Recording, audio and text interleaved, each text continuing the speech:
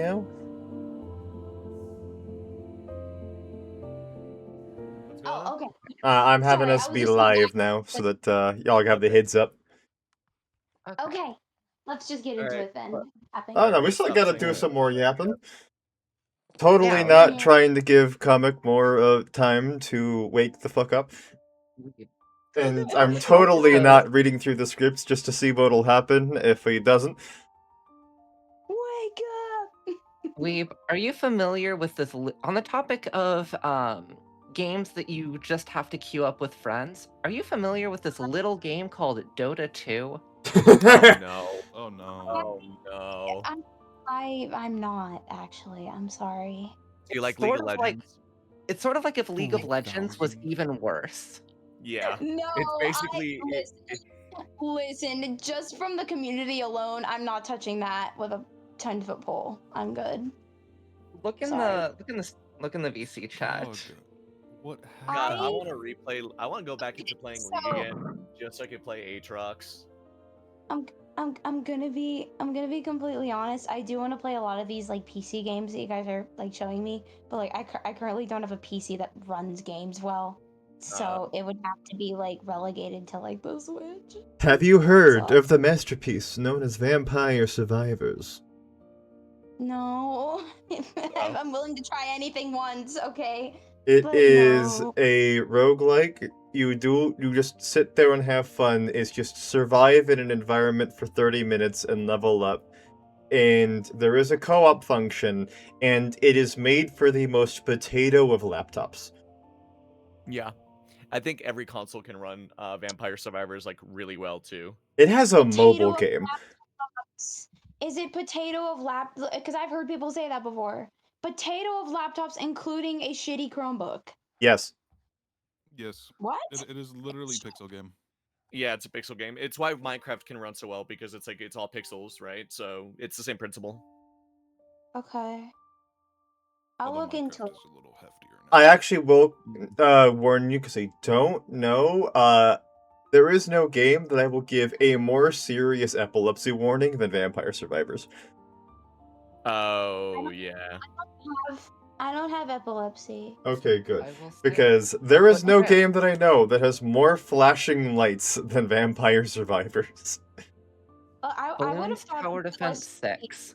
I would have thought of like LSD Dream Theater, but yeah. Are you sure? Because once you hit that threshold of like 18, 25 different weapons at once, then the screen really starts wondering what the fuck you're trying to do. Oh. Yeah. I see. Balloons Tower Defense 6. Risk of Rain 2.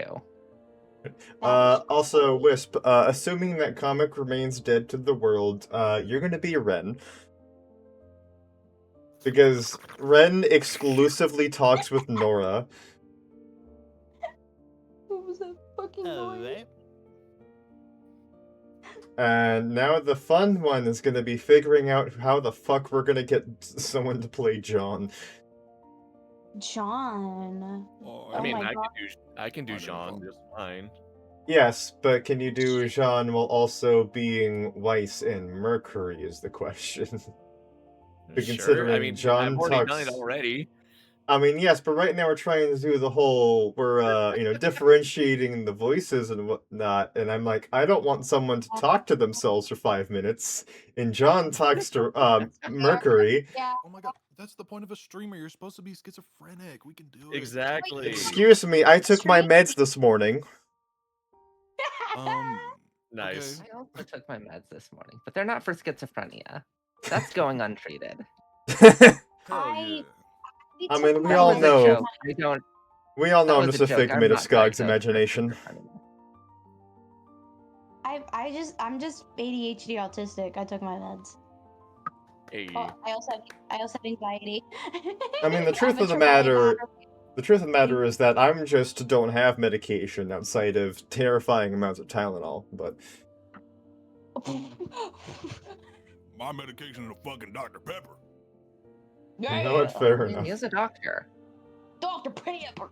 Alright, I'm looking through if Caleb really wants to enjoy himself, he can also be John. He only at one point talks to himself. Giggity. Many moments of lucidity, one moment of delusion. Is Love it. me.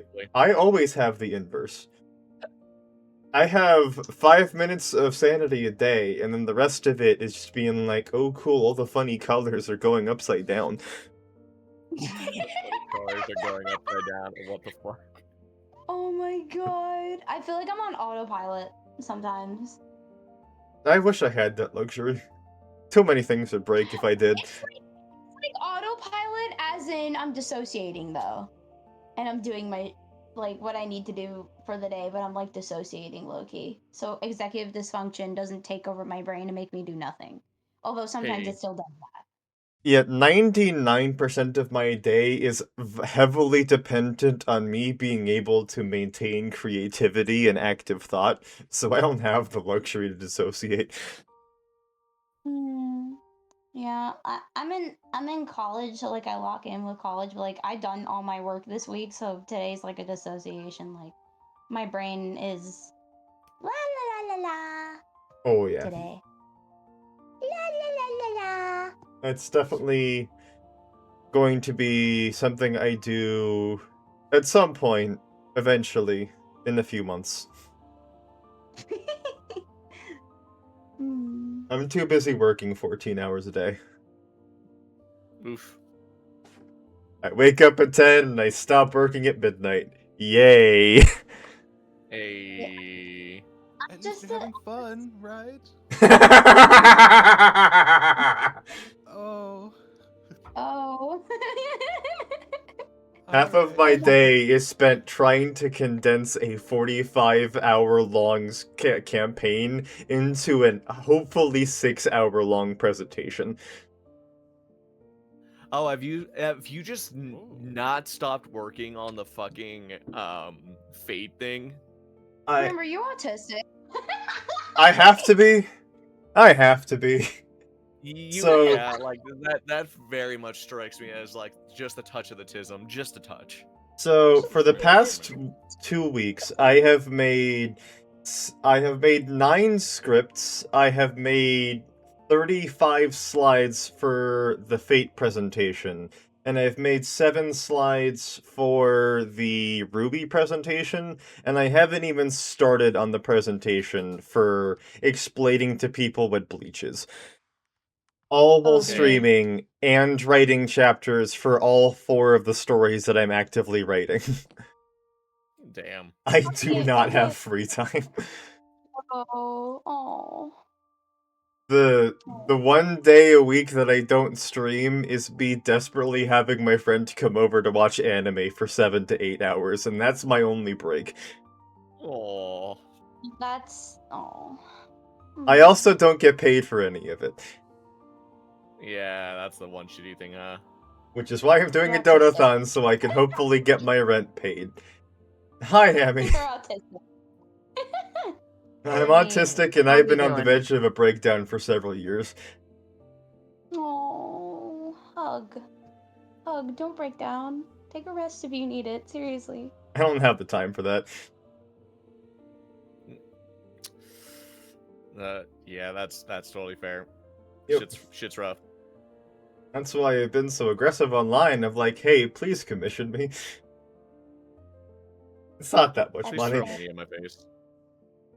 That's Yeah. completely fair. It's also why Ember is the fucking best. Ember by themselves have donated like $500 or something like that towards my Holy rent. shit. And also God. bought me a fucking massage pad Aww. off of my Ember, throne. And I'm like, sweetheart. Amber's is the really- fucking goat.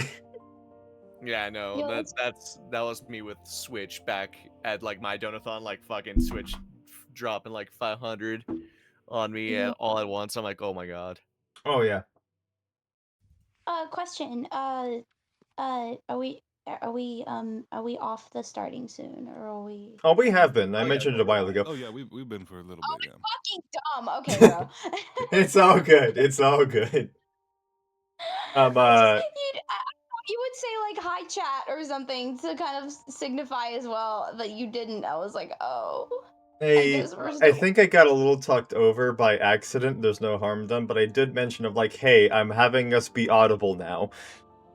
No, I heard that. Yeah, it's not like I we were. heard it It's not like we were too. talking about anything. It's not like we were talking about anything crazy though. Oh yeah, no. Yeah. I mean, it's fine. We've been more than a little bit unhinged on several streams. Like that one time, me, Wisp, and a few others were just talking about whether Mr. Fantastic can do with his ballsack. Okay, but what? I You don't even want to bring it up again because we could have delved deeper I- into that. I I- feel like we reached all the fucking avenues. His Just dinky stop. balls, yo. Yeah. His dinky balls, guys. The primary reason we stopped was Anyway, because yeah, Skog dissociated. That's true. It's Beautiful. true. His dinky and balls. But I will Yeah, say, we should totally play Warframe sometime, just to change the topic of conversation. I was going to will- bring it back to the will read-along. consider it. I will consider it. I will consider Warframe. I will. You should just grab your Switch and then go to the store and then put it on there. But for the people in the call present who have not joined in for read-alongs before, I do all of the narration. So if it is not something that is spoken in some sort of manipulated, highlighted text, and trust me, with the amount of people and voices we get, there's not always going to be a highlight. Sometimes the text will just be visibly manipulated in some way, so you can tell that it's dialogue. But if it's not in that manipulated text, then it is something I will be saying. So in those like little moments of like, she spat, I shrugged, things of that nature, that is something I will mention. Yes. But yes, so chat, as you all can see on the screen, we are currently continuing on through Fame. And hopefully this becomes less of a frustration than trying to get to and do it all together. Because that probably will actually genuinely give me an aneurysm. Considering all of the schedules I'm trying to balance in order to get that to occur. Which is the whole premise of this, where we have a smaller cast that double up on roles so that we can actually reasonably get this thing to even happen. So, we are currently on Chapter 3 of Fame, as titled Along the Yellow Brick Road, because the Wizard of Oz references are very, very subtle here. Last time we Truly left subtle. off on the beginning of the initiation for Beacon's assessment, where Andrew finds out that his partner, as has been ordained through literal RNG, is the ever-elusive Cinder Fall, who, as many of you are aware if you're familiar with RWBY, is the main antagonist of the series, or at least the only one we care about. Because we don't care about Salem. She's not a person anymore. Oh, when did that happen? Across the 9 seasons of RWBY that exist, we don't know what Salem's motivation is yet. Oh. All we 9 know is that seasons? she wants to collect the 4 magical relics, and we do not know why.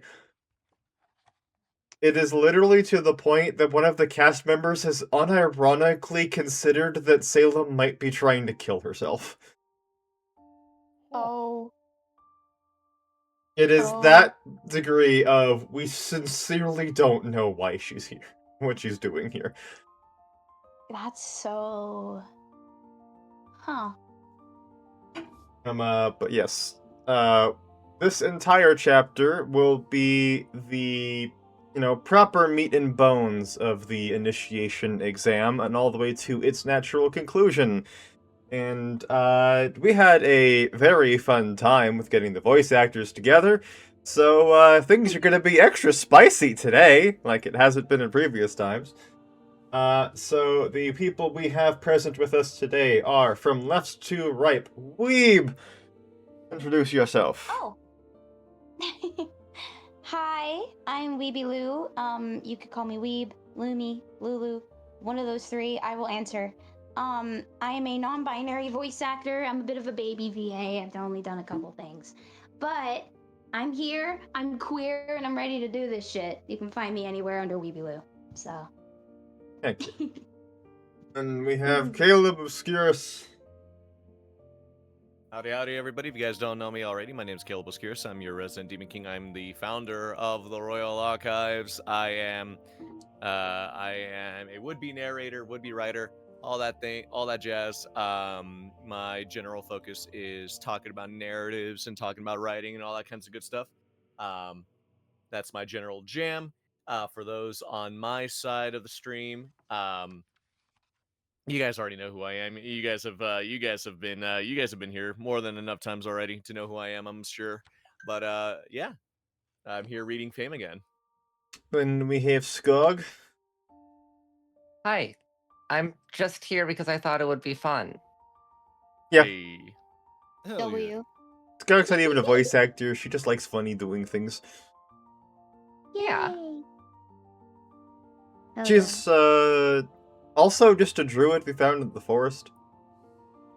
Or she Yeah. found us. At this point, it's confusing.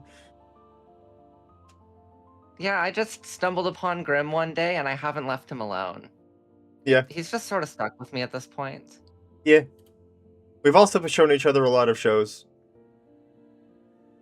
And a lot of funny Yes, things. like Immoral Guild, the greatest fantasy series ever. Honestly, for a second there, I thought you were going to say, "Oh yeah, we've shown each other a lot of porn," and I'm like, "Oh, I what?" mean, that too, yeah. but I mean, Not a lot of porn, but some. a little trickle here and there. It's a normal amount of supportive bestie porn, of course. A Of healthy course. amount. Of course. It's a just healthy that amount. typical casual, oh, I think they'll like this, so we just send it. yeah. Fair enough. Yo. That's crazy. I mean, that's Weeb can attest, we've certainly all mutually seen enough titties together. Yeah, I mean, I can also agree this is true. tickle Hey. bitties. Big Yes. old biddies. Big old bitties. I love Hammy's little confusion of not a lot, are you sure? I am sure. We've seen a lot of anime titties together, but anime titties is technically separate from just outright porn. And anime titties, you would be surprised how much of it's not porn. It's just anime titties. See, me and Skog are definitely gone to the territory of entering the realm of, are we sure it's not porn? Yeah. Depends on the Hey, extent. we watched the censored version of Immoral Guild. It's fine. Oh dear. It's Oh, plot Oh, with no. plot. I feel like Is it really? Yes. Plot and I can guarantee you Immoral Guild is plot with plot. And it is whatever. kind of impressive how much, like, deeply rooted actual lore and plot there is in Immoral Guild. yeah. I haven't watched Interesting. it, so I don't know anything about this anime, but whatever. And the Oh, animation is If you actually do, good. definitely make sure that no one can stumble in and look at your screen when you're doing so. Isn't that like half of anime though? Isn't that half of anime? No, you'll understand if you watch it. But it was so Oh. much fun making Grim watch it and just telling him to pay attention to every single little thoughtless throwaway line because it will be important later. And then halfway through actually the series, paying when off. those pay off- Like at one point, a character is having a medical checkup and they just casually mention, "Wow, you've never taken a sick day before." Yeah, And that's then that relevant. ends up being like a very significant plot point later on. Yeah. It isn't like, oh, did you catch the steal? It's like a straight up, like, they flash back to it to reveal to you of, like, yeah, this was the setup to that. Oh my gosh. But yeah, in terms of the degree of, like, how much is this plot with plot, are you aware of the existence of interspecies reviewers? Oh god, that one. It's to that degree. Oh dear lord. I've heard the name. I don't know a damn thing about it though. It's basically like three different characters. One's a human, one's an elf, and one's an angel. And they go around different brothels, and each of the brothels are themed after different types of monsters. So there's like a mermaid brothel, a succubus brothel, a fire salamander A brothel. Like succubus it's fucking brothel. wild. Yeah. What the fuck? It's Yeah. basically just porn too. Because it actually like legit got pulled off of Crunchyroll because of it was just porn. It was like the only thing they didn't do was actively show like penetration, basically. Oh. And by the way, I'm not exaggerating in saying the Immoral Guild is comparable to interspecies rumors. Jesus. Oh dear. Like I was very thoroughly surprised to hear that, if anything, Ska kind of undersold how horny it is when she had introduced it to me. It's no. But it does do a very good job of, like, literally as soon as you start watching it, you immediately realize how horny it gets. It's like, we really needs to make sure these people know exactly what they're getting into. Is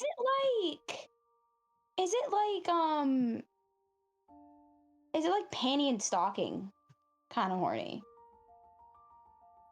Panty and stocking is just funny with it. I don't really think so. Penny Stocking does it as, like, just a Satire. throwaway gag.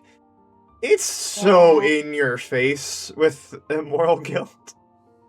In Immoral it's Guild, Genuinely in your face.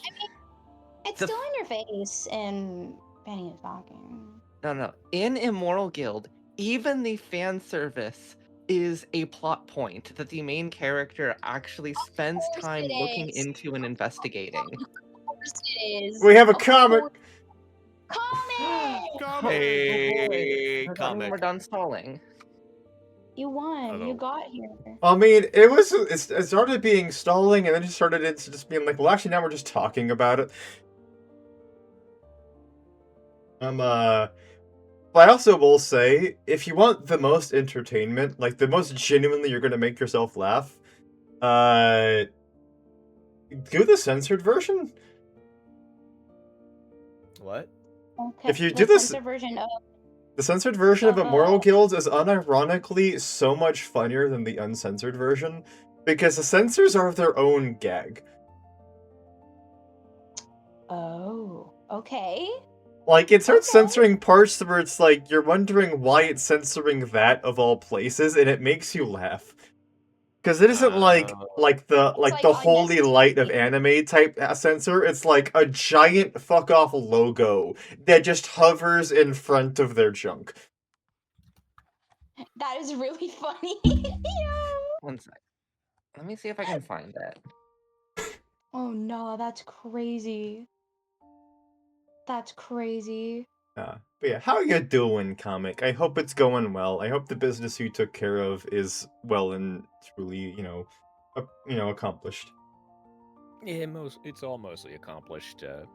I also had to just make sure my equipment wasn't messing up because yesterday I'm not sure if anyone else has had this issue where Discord basically refuses to acknowledge your mic and all you get is static when you speak. Oh, I've not had that specific issue. neither have I. Yeah, no, I have not had that issue. Yep, that's what was happening with me yesterday. Huh. So Ooh, that's not Oh. good. Yeah, it's not good. yeah. Seems fixed now, though. Yes, It thankfully. Reminds me of the censor squirrel in FF14. If you know, you know. I don't know. What? Fluffy, What? what? I'm reading something off of Oh. my chat. It reminds me of the censor squirrel in FF14. I guess in reference to the whole thing of inner, whatever the fuck you guys were talking about, Immoral Guild. Using the logo to censor parts. I guess it's like something like that happened in 14. I don't remember anything like that in 14. Oh, also, to everyone's delight, there's a pair of cleaning squirrels or chipmunks or whatever the hell they are in Immoral Guild, and they're just pure beings that nothing wrong ever happens with them. They're just there to be adorable. Why do I feel like you're lying? No, I I'm feel like you're completely lying. serious. It is. They are the palate cleanser of the series. They are just there for wholesome. It is Yeah. beautiful. Mhm. Like, you just watch them, like, just sit on a Roomba and just, like, high-five each other using the Roombas. Oh, that's cute. Yeah. That's really As, cute. as long as we're talking about horny manga, I forget the name of it. I forget the name of this manga, but there's a manga that a friend of mine showed me that is basically like sexual education on kinks, What? featuring What? it's this doctor who is frustrated with people constantly trying to fuck monsters. And Uh, like chapter 1 is literally this woman this woman brings her friend in who's like feels like she's dying because apparently she tried to fuck a slime and the slime decided to crawl inside of her, and he's just like, why did you do that? It is a creature. Also, you could get No. infected. You could get an infection.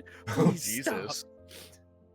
most realistic fucking monster fucker manga ever, because unironically, like, people would advise against that, you know? So Yeah. Yeah. Like let me see if I could find it really quick. like, no, that is a parasitic slime thing. It will kill you. Do not have At least do not intercourse. have it slide inside you. Pretty Okay. much. Or And don't then at the slide end- inside it. Yeah, I and was then at gone the- for 1 minute. What did I miss? You and Ankana both, because somebody just said, "What did I walk into?" And I'm like, a lot. We're talking about horny manga, I guess, because we were waiting for comic to get here. I don't remember even how this conversation started, but yeah. I mean, technically, I was No, we having did the horny everyone give manga, an though. introduction, and then we just somehow got sidetracked into a moral guild because we were talking about me and Skog trading porn. Yeah. Oh, that's right. Yeah, so I was the one who got this Oh, this yeah. ball rolling. Yeah, you did All right, this. so Caleb, You- what is your recommendation, oh founder of the Royal Archives? There was this one manga I read a long time ago. It was called My Balls, and What? the whole premise of it was a guy gets like a demon like sealed into his balls, and so every demon on Earth wants to basically make him come in order to release the demon lord. Okay. And so it's basically It's edging basically the porn. manga. It's basically porn again. It's Oh, no. basically porn. This one is basically porn, yes. Oh no, there's something that is on a comparable level to that, but it's so much funnier. It is an older manga. I do not remember the name of it. I just remember seeing a meme about it, where there was an actual legitimate anime about a guy and his newly married wife, and the whole premise is that they will get a house for free under the condition that he's able to hold a boner for the entire first month. Damn. What? That's unhealthy. It is. That's Viagra do got a pop for that. What the fuck? Also, Yo. I found the manga. In Japanese, it's called Maui Rex no Hentai Karte.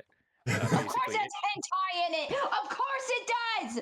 Yes, I mean, in a technically, world the where- word hentai just means pervert.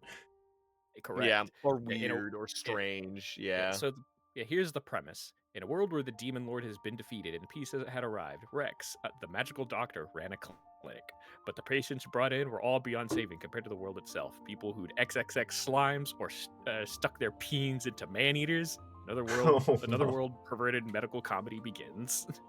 Oh my god. Can you like send me a link to that? Me too. I certainly Me can. too. Like, I'm Like, gonna to be add it honest- to my growing list of my backlog. You're not allowed to read it until after you finish Soul Eater. I'm not allowed to touch it until after I finish Homestuck. oh God, I have feelings. And then about there's me who Homestuck. multitask reads. Yeah, same. I'm only so autistic. I don't have the ability to split my eyes in two to read two different things at the same time. Not like that, you idiot. I meant in the sense that I have multiple books I'm working through. So Kick your ass. yeah. So my level of autism is I have over 200 comics and webtoons open in my phone, and I read all of them. That aggravates Hey. me. As someone My who my keeps his tabs prim and neat and organized, and never having more open than I need to at any given moment in time, that aggravates me. I Hey. ADHD and autism, I baby.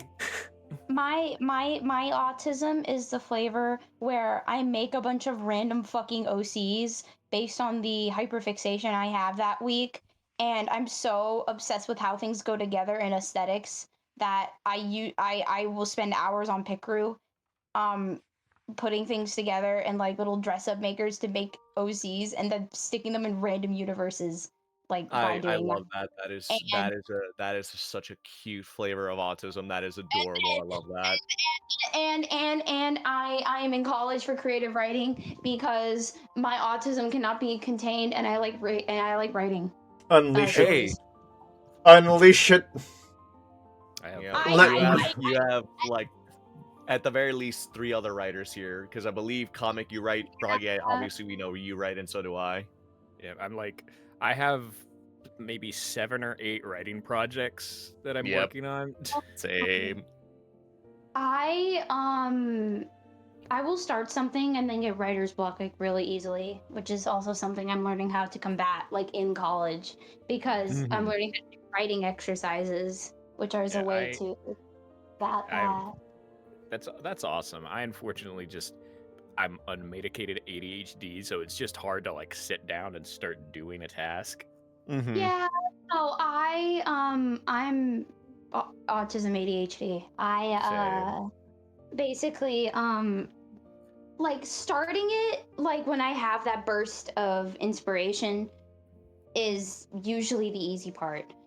It's knowing what to do next and then forgetting about it because I have other shit to do or I just forget about it in general. Mhm. I get distracted. And then by the time I want to go back to it, I have no inspiration and then the writer's block hits me like a train. Yeah, Oof. like Yeah. so what happens with me is whenever I get ready to go to bed, I'll basically lay there for like an hour and I will plot out all of this stuff for that hour and I remember all of it. But then when I sit down to write it, sometimes I'll be able to like maybe get a sentence. Other times I'll just sit down, stare at the page, and the next thing I know I'm playing video games.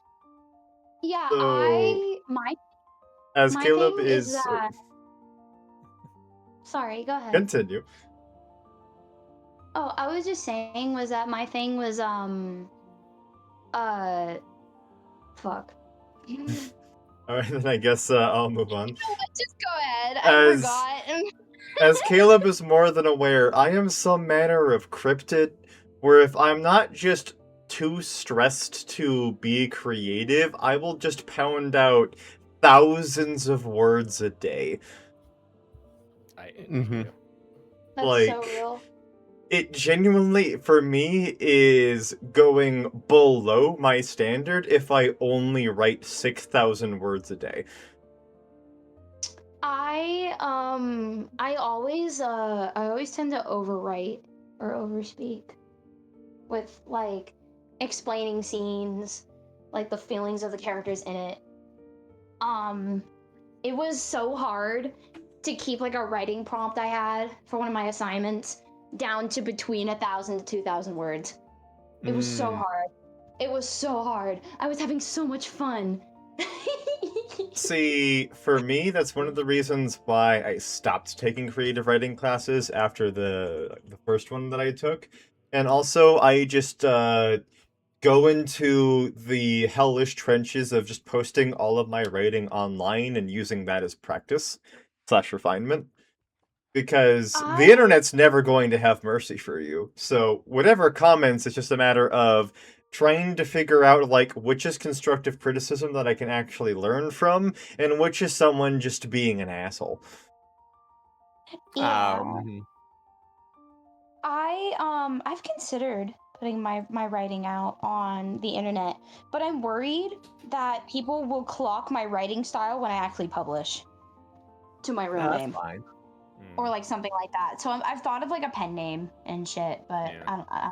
Say hello I to the mean- entire reason I have my name. No, that's fair.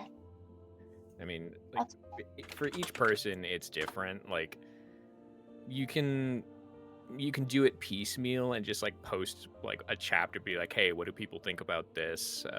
You can even just make a private Discord where you like only a handful of people can act as like your beta readers, essentially. That's what I did at first, and then someone convinced me to post my chapters for my comic script to Blue Sky, and Ooh. then someone convinced me, hey, are you ever gonna read it on Twitch like you do with comics and shit? And I'm just like, are people interested in that? And it turns out Yeah, yes. What the fuck? You've given me some ideas. Ananka, Am I- what the fuck?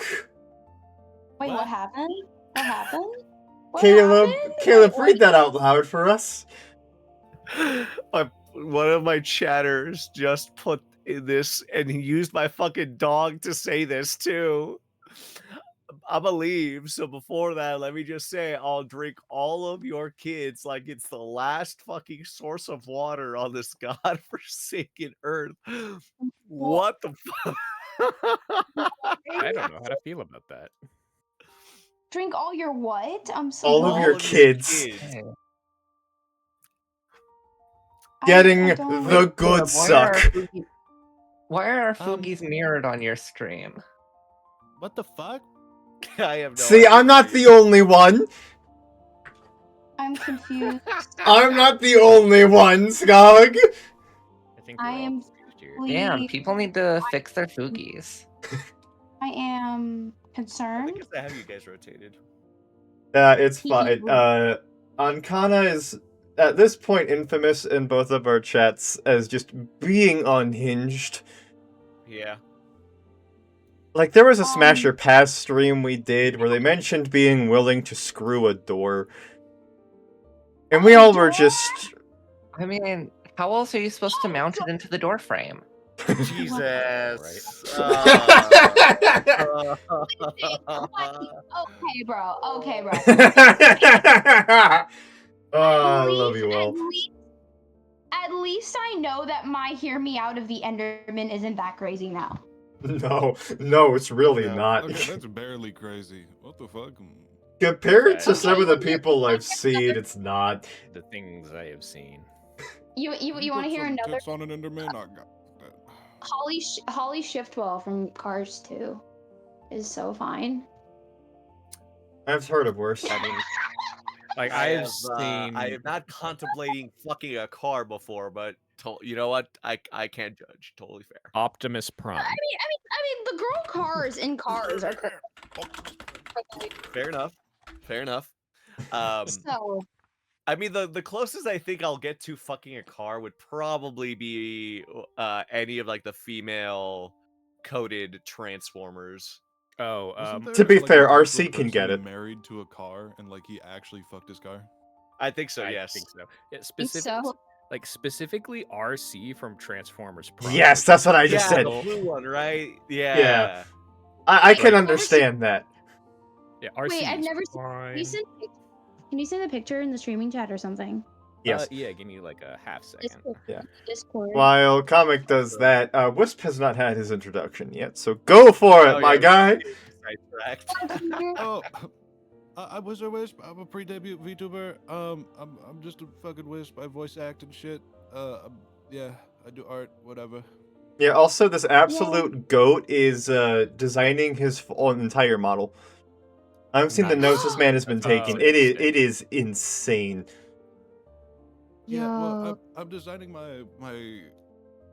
It's a lot. It's a lot. But the current Wizard Wisp, this is gonna get the model first, like an actual full VTuber model. That's the first thing that's coming out. But the other thing gonna be cooking.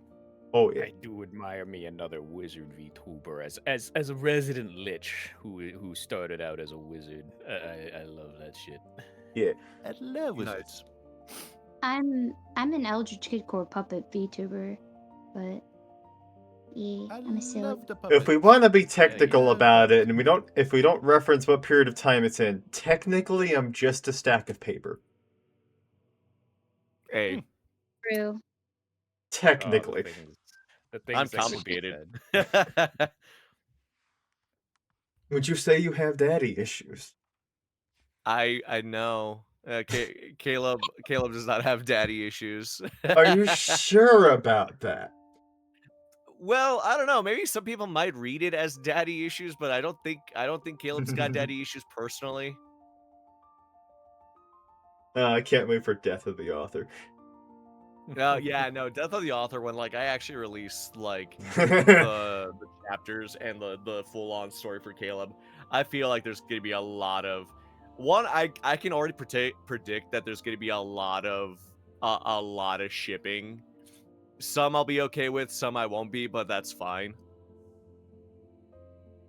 Yo. I already Yeah, know they're what one of the like #1 ships is going to be in my published writing, and I'm just going to unfortunately accept it and avert my eyes. Yeah. Yep. It's sometimes as a creator, when you put things out, when people try to do shit with your creation, Mhm. Yeah.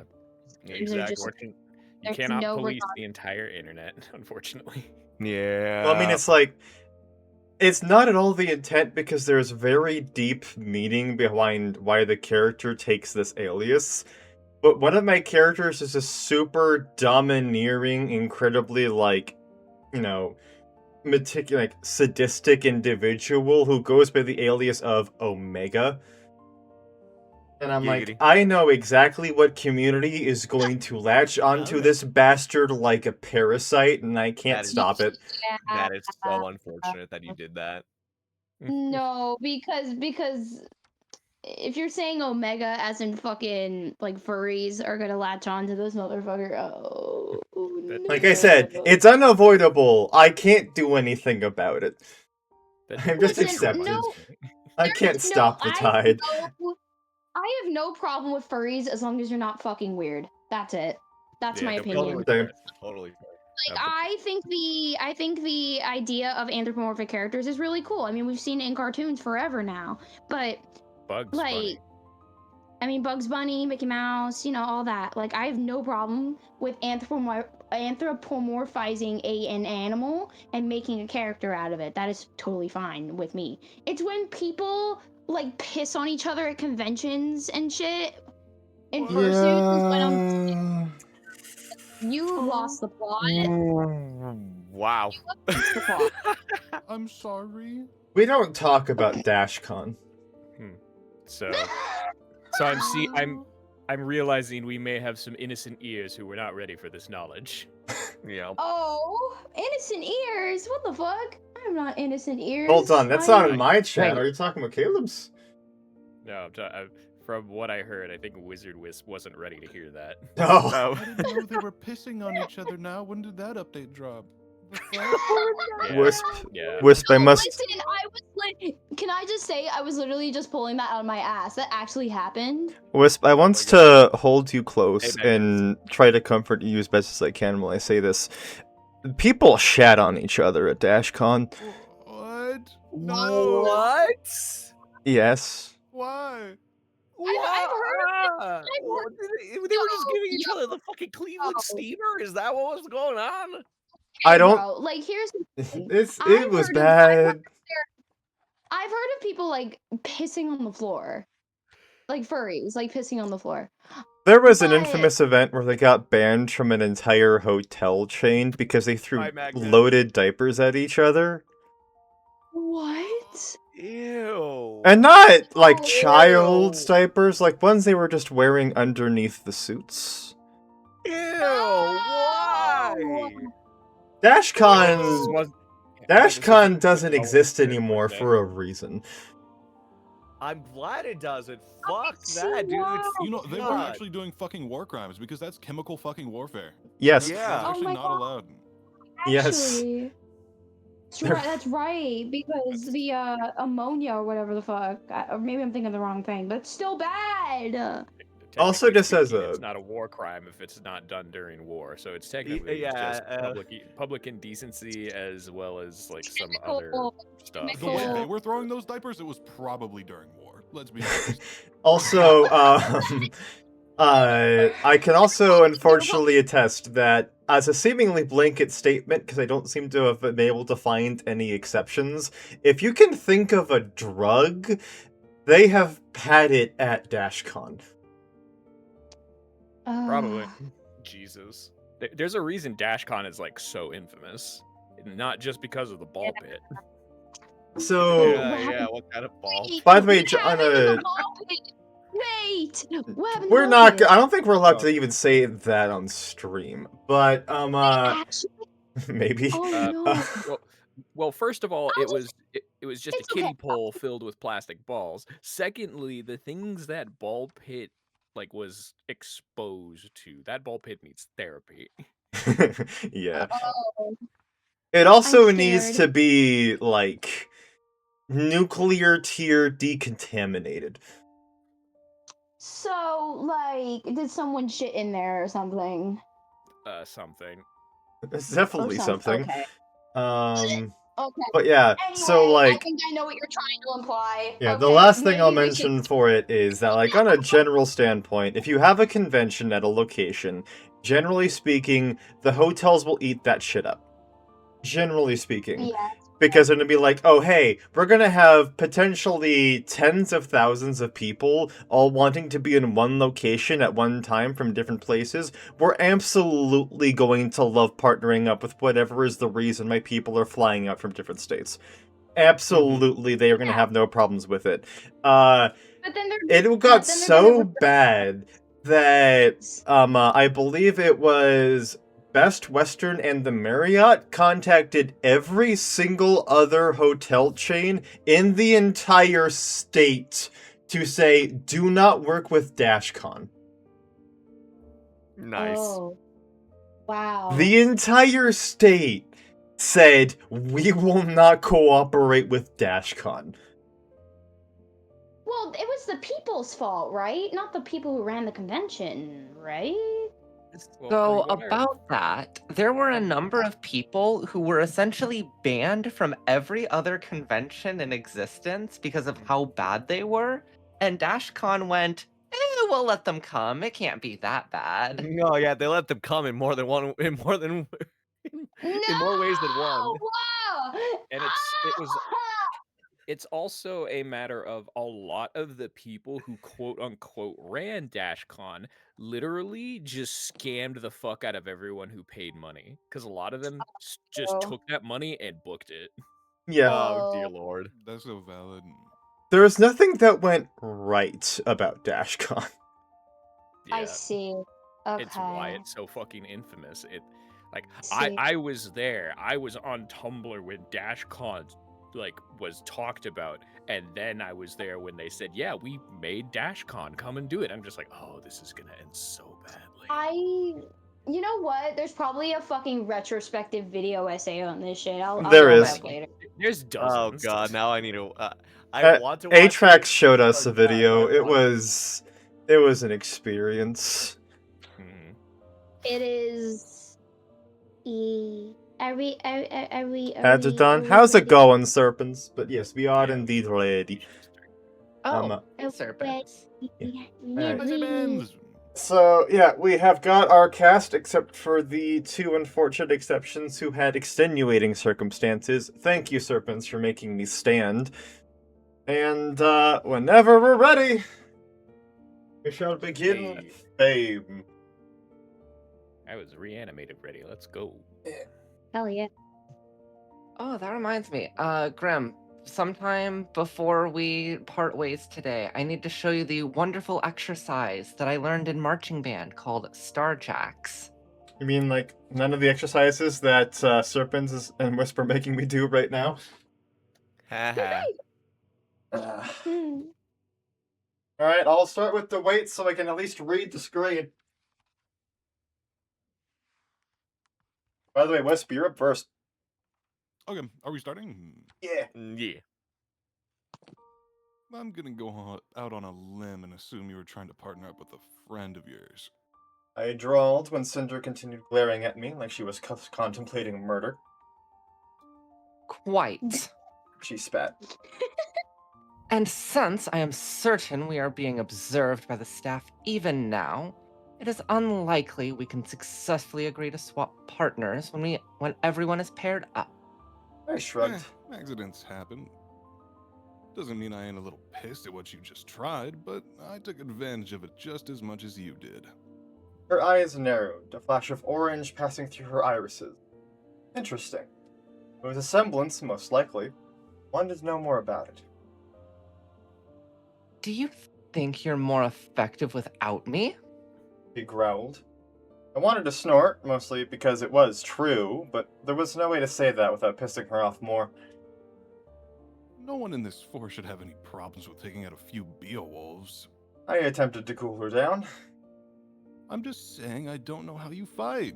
And I know I move around like a bat out of hell. We would have gotten in each other's way. Well, she looked even more pissed. Yes. How unfortunate such a thing like that would be. My eyes rolled at her comment. You know, the whole I'm gonna pretend you weren't praying I died to the Beowulfs to get the partner you want, it only works if I try to act like you're not still thinking about it. The rage snapped away as her eyes widened. The reason behind it was obvious.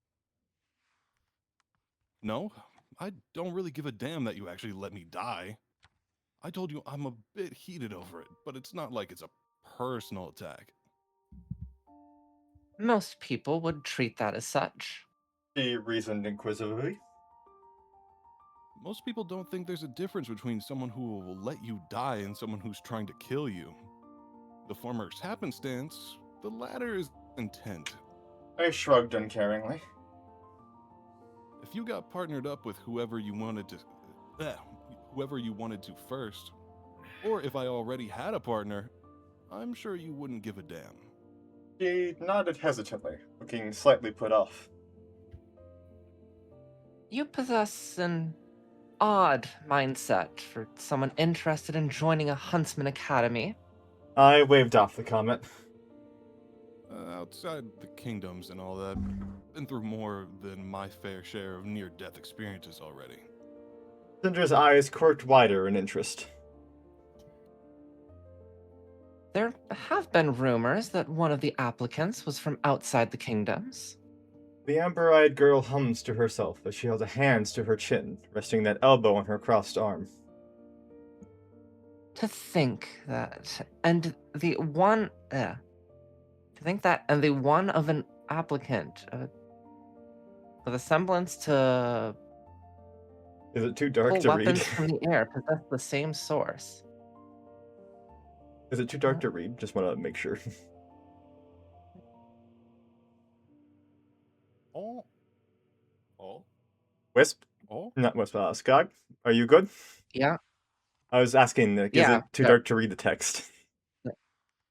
Yeah, sorry, just the wording on that sentence was a little weird. Ah. My head tilted in curiosity as I started walking in the direction that the temple is supposed to be.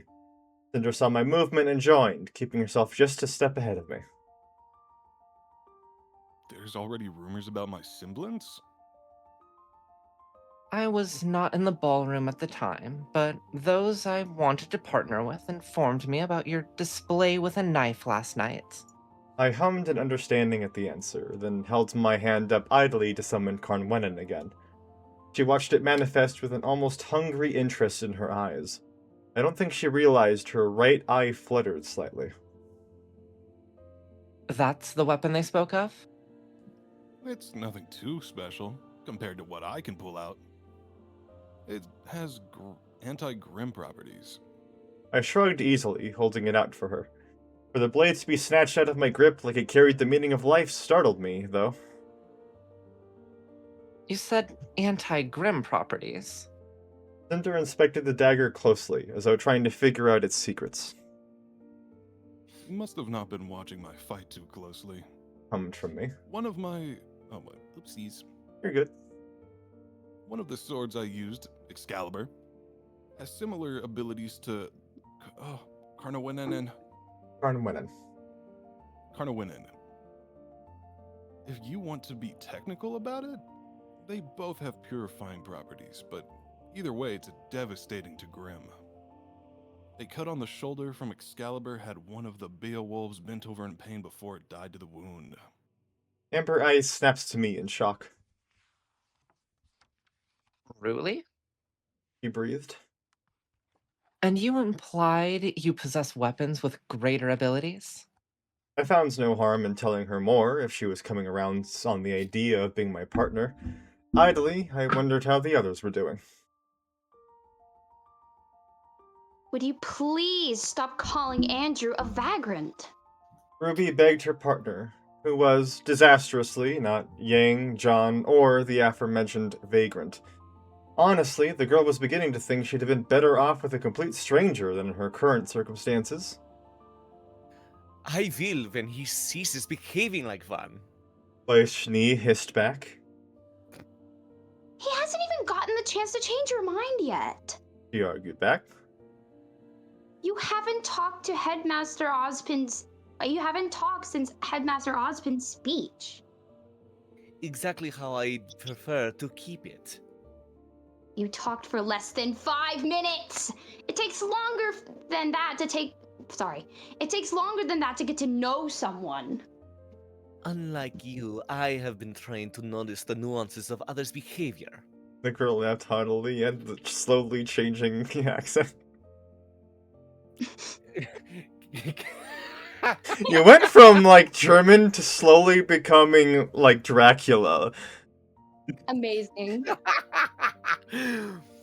I'm fucking trying to remember how to fucking do all the stupid sounds with the accents.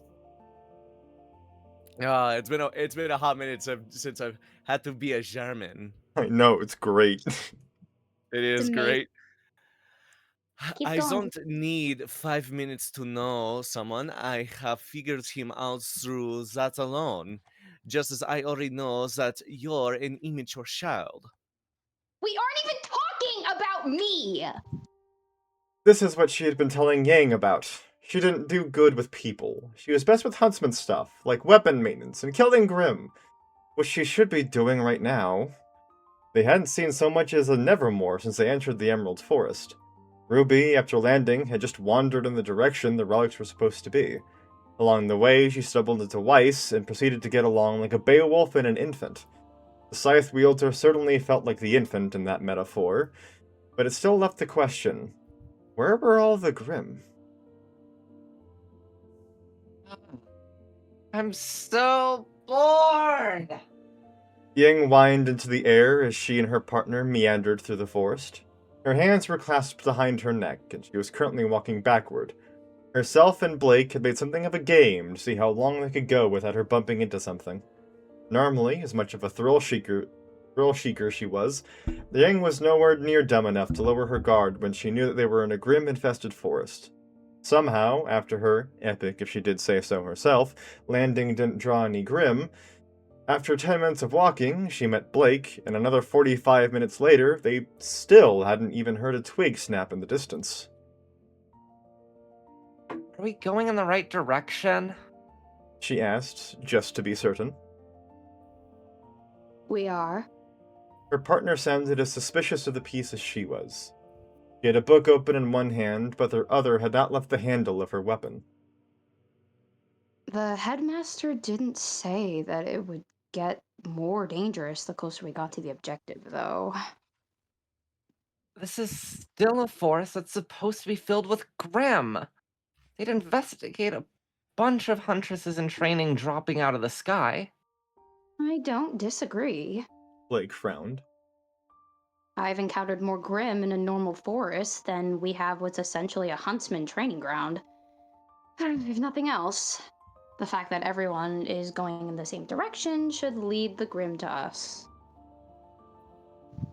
What do you think the odds are that the headmaster accidentally launched us into the wrong forest? At this point, I wouldn't think it impossible. My partner is pure Nikos. John couldn't stop himself from breathing in awe as the redhead picked him out from the bush he had been stuck in.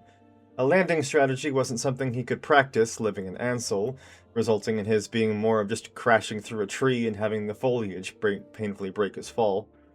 The internationally famous tournament fighter tensed at the recognition, and the blonde instantly felt bad. News outlets had all but exploded when the Nikos family announced that Pyrrha wasn't going to go to Haven, though they had not given any hints as to where she was applying. It would seem that Beacon was their choice, and John felt he could guess as to why. Mistral news outlets weren't exactly known for respecting people's privacy. Sorry, that came out wrong. He did his very best to amend. I do that a lot. I just vomit out words just to make everything worse before I get a chance to realize it. You probably came to Beacon because you were tired of the fame, huh? And I probably figured you out by pointing that out. And I'm probably figuring out even more by saying all of this. And I'm still talking and making a mess of all this. Please stop me. I'm sure I'll keep digging my grave otherwise. Thankfully, a giggle bubbled out from the girl as she politely held a hand over her mouth. I'll admit, I have been a bit worried due to how many offered to be my partner this morning. A warm smile flowed onto her face as her hand lowered to just under her chin. At least you seem to be conscious of my issues, which I'm grateful for. I'm just a normal girl. Yeah, a normal girl that has gone untouched for 4 consecutive... The blue-eyed boy slapped his own cheek. Yep, I'm gonna stop myself right there. The display brought another giggle from the champion. I promise you that I'm not going to be any more jealous of you than I am basically of everyone else. He declared, holding out his right hand for her to shake. A sweet smile beamed from the girl as she took it. There's no need to be jealous, I assure you. We're both first years at Beacon Academy, after all. She attempted to comfort. That doesn't mean we're starting off on the same foot. He sighed, running his free hand through his hair. I'm just some huntsman-obsessed idiot from a village on the outskirts of Vale.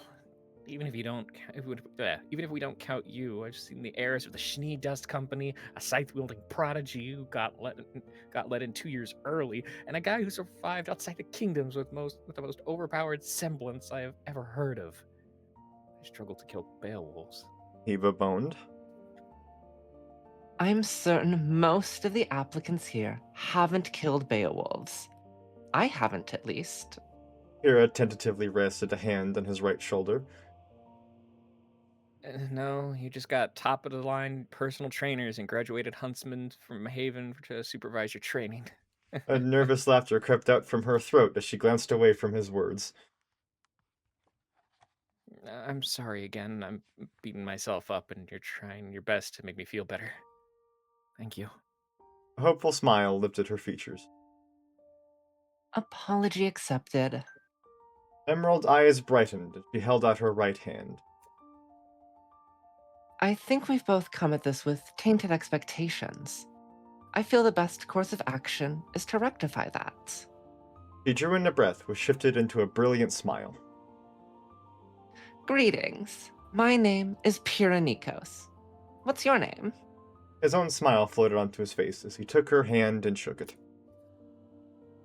Jean Arc. Pleasure to meet you, partner.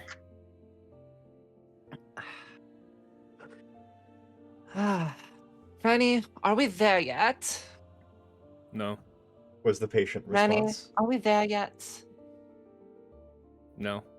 Another perfectly passive hum. Rennie, are we there yet? No.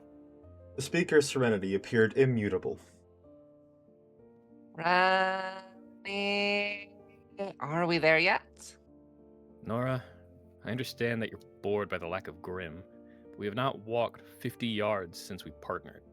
Ren sympathetically explained. But I walked so far to reach you. I was certain that you had almost reached the temple by the time I reached you. We each landed 2 minutes ago. That is not long enough to walk from one end of the Emerald Forest to the other. Maybe not walk, but if one of the first years we're going to be going to school with is secretly a wizard from some other dimension that got plucked from his reality and put into ours by some super deity that actually created the brother gods. Then we would have spotted his wizard hat and staff. He hummed, half playing along. Silly Rennie. His childhood friend waved off as though he was missing the obvious truth. Wizards don't need hats or staves. They get their magic from absorbing Grim souls. That's how you can spot a wizard from a normal person. The smoke Grim turn into get absorbed through their skin, and that makes them stronger. So wizards are part grim. Of course not. Nora spun on one heel.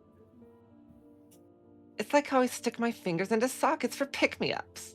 I get a boost from electricity, but it's not like I'm part electricity because of it. I see. He did indeed see. Specifically, he saw that he should have realized why the spot Nora chose for them to sleep in last night was conveniently close to an electrical outlet. What the fuck? You've read this before. Why are you reacting like that? I read this before, but Oh. God, the fact that Dude, this is like- probably not too far off from the actual characterization of the characters still fucking blows me away. See y'all? The way it's like, are we there yet? No. So that was cute. He That is was so cute. infinitely patient with her. He is. Also, I will say, in contrast to what Caleb believed when he first mentioned that, Nora's whole thing of pointing out the whole super deity does not refer to me. Ooh. Oh, interesting. There's lore for the meta jokes. That's great. As they walked, I still do like that Nora is still so meta even in canon. oh yeah. I love that Nora's silly. Yeah. So the specific thing that I'm aiming for as the characterization goes through the seasons is that Nora has this balance I'm trying to reach of she says so much insane things with such frequency, and just enough of them prove to be something that actually happens that everyone is like, okay, is this actually setting up something or is this just a joke? That's what I'm trying to head out Gotcha. towards. Of like, Mm. as mentioned with this, like some things are clearly something that is going to happen, and some things is clearly just like the whole wizards don't absorb grim souls. Okay, we have to file literally everything away for later. Yes. As they Oh, walked wow. through the Emerald Forest, Mercury couldn't help but be annoyed. His partner, unfortunately for them both, was Emerald. It was exactly according to Cinder's plan, which didn't detract in the slightest from how it irritated them. The two cooperated for no other reason than because their shared boss demanded that they did, and that same boss had made it abundantly clear that they were to partner with each other during Beacon's initiation trial. Cinder herself was supposed to partner with the disguised Neo, whose name was minced to anyone from Beacon. As it stood, the three of them had met up at the designated spot Cinder informed them of before they went out to the cliff. Neo, expectedly, had easily kept from being accidentally partnered with someone else, hiding in a tree and waiting until Emerald and Mercury called her down, which only made it more confusing that their boss had not arrived yet. Cinder was the type to find a way to be waiting for them to reach her, the perfectionist that she was. Mercury had no qualms about admitting that the only reason he followed her was out of certainty that she would kill him if he jumped ship. The heavy factor was how she always acted like their very presence introduced the possibility for them to fail. Every success that they had was capped off by a look of pleasant surprise from her, as though she was caught off guard by the fact that they didn't fuck up. As much as it annoyed him, Mercury couldn't pretend that their differing performances wasn't a clear indicator for why. Himself and Emerald completed their tasks with efficiency and competency, but Cinder always went above and beyond. If they were to rob a convenience store, Mercury would break the cameras, kill the cashier, and take their register. Emerald would likely use her semblance to make the cashier hand her the money. Cinder, however, would memorize the schedules of every employee, figure out their personalities, deduce the most opportune time to attack, scramble the cameras on her way over, empty the register while the staff were on the bathroom break, and be out the door with no one the wiser as to her even being there. Screw the adage of never underestimating your target, their boss acted like her life depended on the sex of every job she did. Which meant it was all the more shocking that Emerald, Mercury, and Neo had reached the temple without encountering Cinder at all. What do you think happened? He asked, for they all knew something must have gone wrong. Emeralds glanced around the temple, likely hunting for locations of the cameras watching them. I don't think she got turned around. That was their code phrase for getting caught by the beacon staff. The legless man nodded in agreement. If Cinder were outed, they'd all be attacked as well, though possibly not Neo. Think it might have something to do with the Grim. You mean the complete lack thereof? He sarcastically drawled. Neo mutely giggled, standing between them. I don't see how they could be giving her any issue if they're not giving anyone any issue. Is this really a test for first years? Is this really a test for first years? I shouted over the cacophony of howls, screeches, and roars. The Emerald Forest wasn't very well living up to its name, Grim throwing themselves at Cinder and I with such abandon that I saw more black flesh and white bone than anything else. There was no concern of either of us in getting in each other's way, just due to the density of the monsters around us. In order for one of our attacks to hit the other, they'd have had to clear a wall of Beowulfs, Ursai, and Borbatusks. The need for area control once again had Galatine in my left hand, though my right currently carried Galabolg, rather than Excalibur. The lethal factor of a sword that only needed to nick the enemy to guarantee death was nice, but what was more important was the freedom to dodge the enemy. Galabolg was an already massive greatsword with the power to increase its size, meaning there was little better for safely creating breathing room. Jump! I warned before spinning on one heel, expanding the blade as I twirled. Cinder, thankfully, listened, hopping up a good 7 feet in the air and clearing the path of the Celtic weapon. It crushed and pushed more than it cut, but the goal was achieved nonetheless, the two of us standing in the middle of an already shrinking circle of green. Swiping Galatine in front of me with a growl, a wave of fire a dozen feet wide curled out and torched a pack of Beowulfs that got replaced before it could become a path to escape from. Several Nevermore attempted to dive bomb us, but Cinder took care of that before I could, firing a flurry of arrows that perfectly headshot each of them. Then Ursa charged forth to take advantage of Cinder's dual blades being caught in their bow configuration. Then I stepped around, Calibolg expanding to split the bear-like beast in two. That was time enough for my partner to have switched her weapon back to melee. One of her blades batted a curled-up Borbatusk that had been rolling for us, which caused it to unfurl mid-air and expose its stomach, which she quickly stabbed with her other scimitar. She flipped the blade into a reverse grip and stabbed down, pinning one head of the King Taijidu slithering amongst the grass. The other one shot up as it hissed in pain, and I instantly took a move out of my mentor's book to jab the blade of the Galatine in its direction, an oversized dagger of flame firing out that burned through its skull. Swinging around the momentum, I unleashed a vertical wave of fire tall enough to reach over the tops of the trees. Cinder had snapped her bow back into form and stepped forward after the attack, firing arrow after arrow at the Grim that fought to close the gap. Sliding my feet around to stand back to back with her, I swung Calibolg. The Beowulfs that had thought at an opening crumbled as the wall of metal struck them, though the Ursai and Berengal survived, if with broken limbs. What my research efforts hadn't gone wrong, unfortunately, was that Grim neither possessed vital organs nor gave a damn about how hurt they were. One of the gorilla-like Berengals screeched, its hateful cry dying out as one of Cinder's arrows caught it in the throat. Another impaled the beast's forehead as I dashed forward, the projectiles doing what they could to keep my path uninterrupted as I met the charge of an Ursa with a concave shoulder. Shouting back in response to its roar, I cleaved its head off with Galatine, the blade distorting the air with heat. Pitching back to dodge a downward spite from a beowulf coming at my side, I whipped Calibolg around to cut it in half at the waist.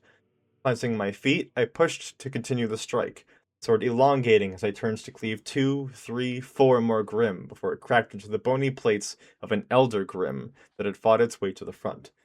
My eyes widened. Deathstalker! I warned, recoiling the blade back to normal length as I retreated. One of Cinder's arrows speared into the scorpion-like monster's eyes, but it frothed in pain, causing the other 3 arrows she fired to scatter off its carapace. Its stinger lifted, and I flipped Calibolg in my grip. I threw it to my left as I expanded the blade, growing large enough to stab it to the dirt and block the glowing stinger from reaching Cinder. The action gave her enough time to separate her blades, and she lunged to whirl her scimitars over my right shoulder. I heard something get carved to pieces as I stepped forward, keeping the two of us back to back. Galatine unleashed another blazing wave that cooked a wall of Grim, and my tattoos flashed. Triton of Poseidon! I called, and swiftly grasped the shaft that appeared in my grip. Bringing forward my right foot, I stomped down at the same time that I stabbed the butt of the trident into the dirt. Magical energy shined through the shaft along the wave-like etchings that wove up and down the weapon. A moment later, tremors tore through the ground, powerful enough for several of the trees closest to the epicenter to lurch and groan. The Grim were helpless, having surely never experienced earthquakes, let alone any potent as the one I unleashed. Galatine flashed away as I turned, leaving the monsters to their hopeless scrambling as I whipped my now free arm around. Keeping the godly weapon ready at my right side, my left arm curled around Cinder's waist and held her tightly to my shoulder as I ran. I took just over 5 seconds to clear the horde of Grim, which was horrifically telling of their density when one considered that I ran through them at well over 60 miles an hour. Once we were past them, I paused to turn and swipe the trident in the direction of the mass. A torrent of seawater was tearing out from the 3 prongs and washing the beasts back. As soon as the water struck them, I already shifted back and darted forward, solely focused on dodging the trees in my path. You're shaking me too much. My partner shouted, rage in her voice, like she was berating me for escaping a situation where we were surrounded and violently outnumbered. She was keeping herself straight while tucked to my shoulder, and I realized her blades were back in their bow form. Without hesitation, I pulled her forward slightly, giving her just enough leeway that she swung her left leg around to wrap her legs around my upper torso. Her ankles locked and tightened, securing her firmly. There was no thanks as she pulled another arrow from the quiver at the base of her spine and continued firing at the Grim I could already hear chasing after us. If you hit a tree, I swear I'll kill you before the Grim do. He spat as she continued to fire. His name is How do I say Black that? or Blue. Okay, thank you. The Black or Blue taxi service has a strict no killing the driver policy. Please forward any complaints to the manager. I quipped without thought. There was no mistaking the angry flash of her eyes, burning a pair of holes into the top of my head before they returned to the horde after us. Of course I get the comedian. She hissed. Oh, is someone mad they didn't pay the radio premium fee? I found myself teasing.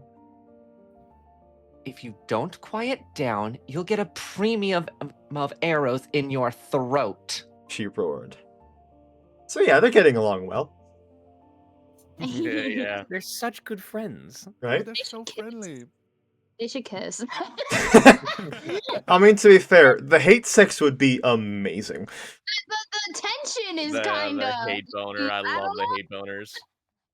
okay. Anyways, I will I'm actually- saying this with like knowledge of the characters. Anyway, I actually will say, it has generally been something I have been very heavily contemplating of, like, having a sequence in Season 2 where they actually do go to town on each other, and just Emerald and Mercury have to just quietly leave the dorm and find someplace else to stay, and they're both just, like, really irritated at doing so. that's I have been contemplating whether I should for so long. I mean, Hey, as long Graham, as it for your- fits the story. For the whole, like, donathon thing, are you still doing the throw $25 at you for a short little writing comm? Yes.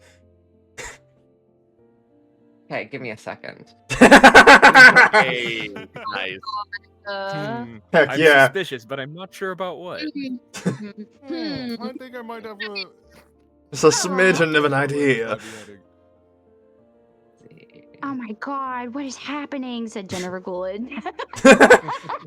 You know, funny you mentioned that because after It is. this, I'm doing 50 Shades of Grey, Oh, where God. I am Carl Weezer, and the person that's reading with me, Raina, she is doing a Jennifer Coolidge voice. Oh, Shut up. she's that's doing that voice amazing. again? By the Yeah, way, I Oh, want that is to good. further add the comedy. Thank you, Skug. I see the notification. I'm the reason he's doing that. Yeah, Oh, it's he's Bragi like great. dumped a bunch of money during one of my donathons, and now we've been trying to get that going, and it's been a pain in the ass because our schedules just never line up. Yeah. I will- Caleb, I have one question for you about this. Uh-huh. Does she want a hot dog real bad? Yep. I will say I had the pleasure of hearing that voice when I participated in another stretch goal she had where a bunch of us read the entirety of the B movie script. Yep, I was there for that. I was Oh in my the chat God. for that. Oh, so you got to hear me do the Yep. Southern lawyer. Yep. God, I'm taking the B, dumbass. I love Yep. that. Yeah, basically, like, Caleb made a joke about, 50 Shades of Grey, and so me and one other person in his chat immediately first added 50 Shades of Grey onto his throne, then bought it, and then demanded that he read it. Oh, Yep. the perfect storm. Yep. Like, he made a joke about it, and we said, this is going to stop being a joke now. So you all basically said, "Fucking bet." Exactly. Yep. The best part was there was no communication. Like, I just immediately went on the throne. I saw that 50 Shades of Grey had been added by Fenris, like, seconds ago, and I immediately funded it. Amazing. It was the perfect 1-2 punch. Just both of you doing that predator handshake, like, Yes! "You son of a bitch." Yes! Exactly. Yeah, you bastards. I mean, you guys kept on going on the blue site and kept doing the Radleys, so we're like, well, we might as well get the classic out of the way. Oh. At least Radley's is good. Yeah. Maybe. Wait, Wizard, are we really not friends on Steam already? No, I noticed. I was like, wait a minute. Alright, let's keep this going. When they reached the temple, Yang couldn't help but pause for a moment and blink in disbelief. At her side, she caught her partner doing the same. The unexpected sight of the mentioned abandoned temple, likely to be missing several supposed relics due to their other first years getting there first, was not what they found. Instead, they found a decent group of teens lingering amongst the ruins, all lounging and chatting in between themselves. Yang! The voice of her little sister pierced the air, and a crimson rocket struck the blonde around her stomach. Out of reflex, one of her hands came up to pat the Reaper's head. Did you fight any Grim? The lilac eyes widened, met her partner's yellow orbs, then fell down onto gleaming silver. Wait, did you not either? The scythe wielder removed herself from the brawler's torso as the girl wreathed in white stomped forward.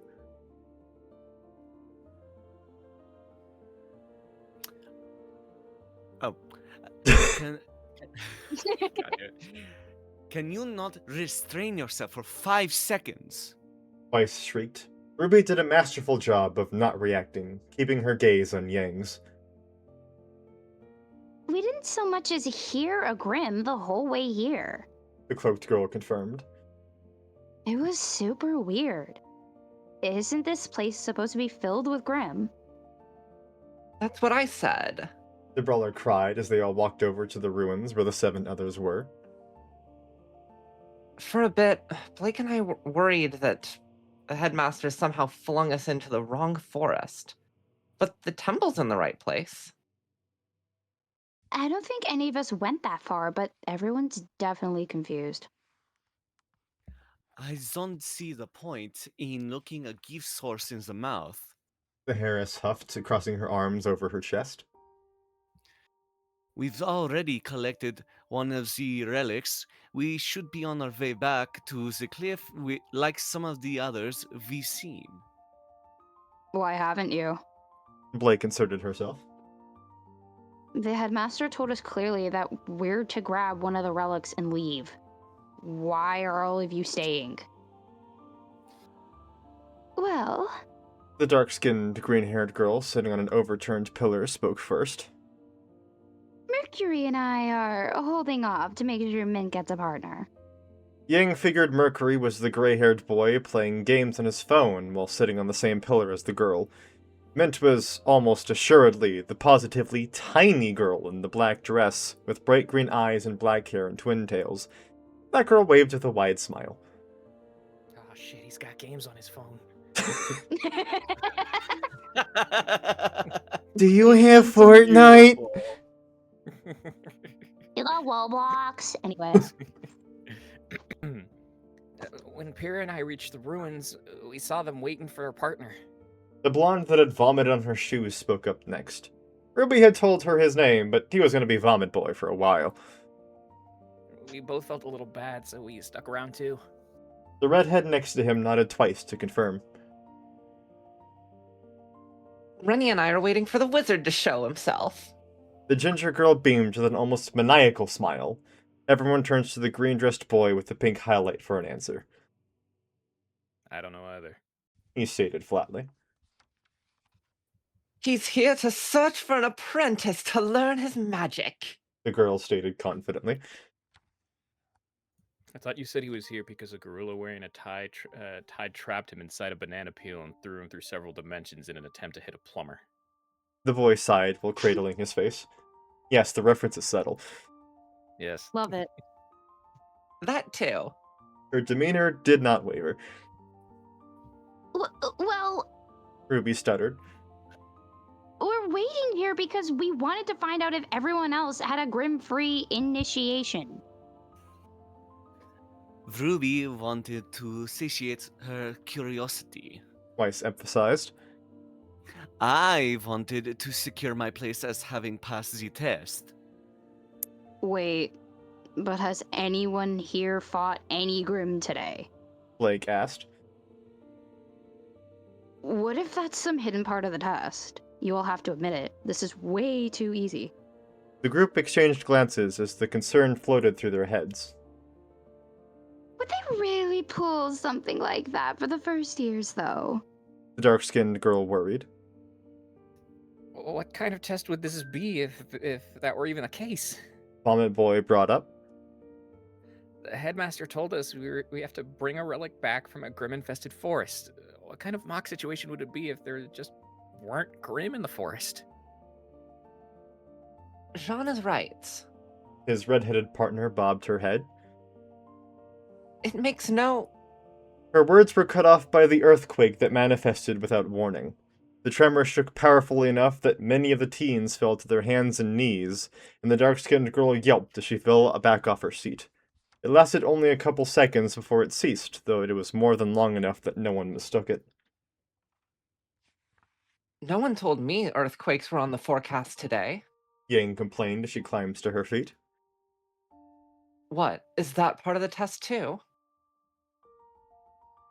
You think Beacon's got the budget to simulate earthquakes? Mercury snarked. Bullshit, this is some hidden test. Everyone! John's voice, filled with warning, snuffed the argument before he could start. Nevermore! West-southwest! The group all tensed and turned, finding a veritable cloud of Nevermore rising up from the trees far in the distance.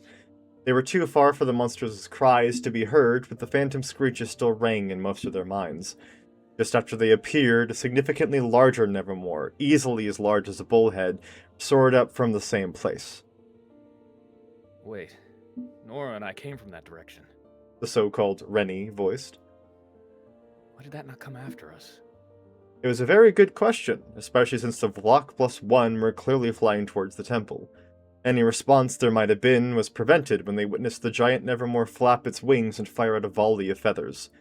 The feathers all pounded into the trees, disturbing the forests, but doing little else as far as the teens could tell.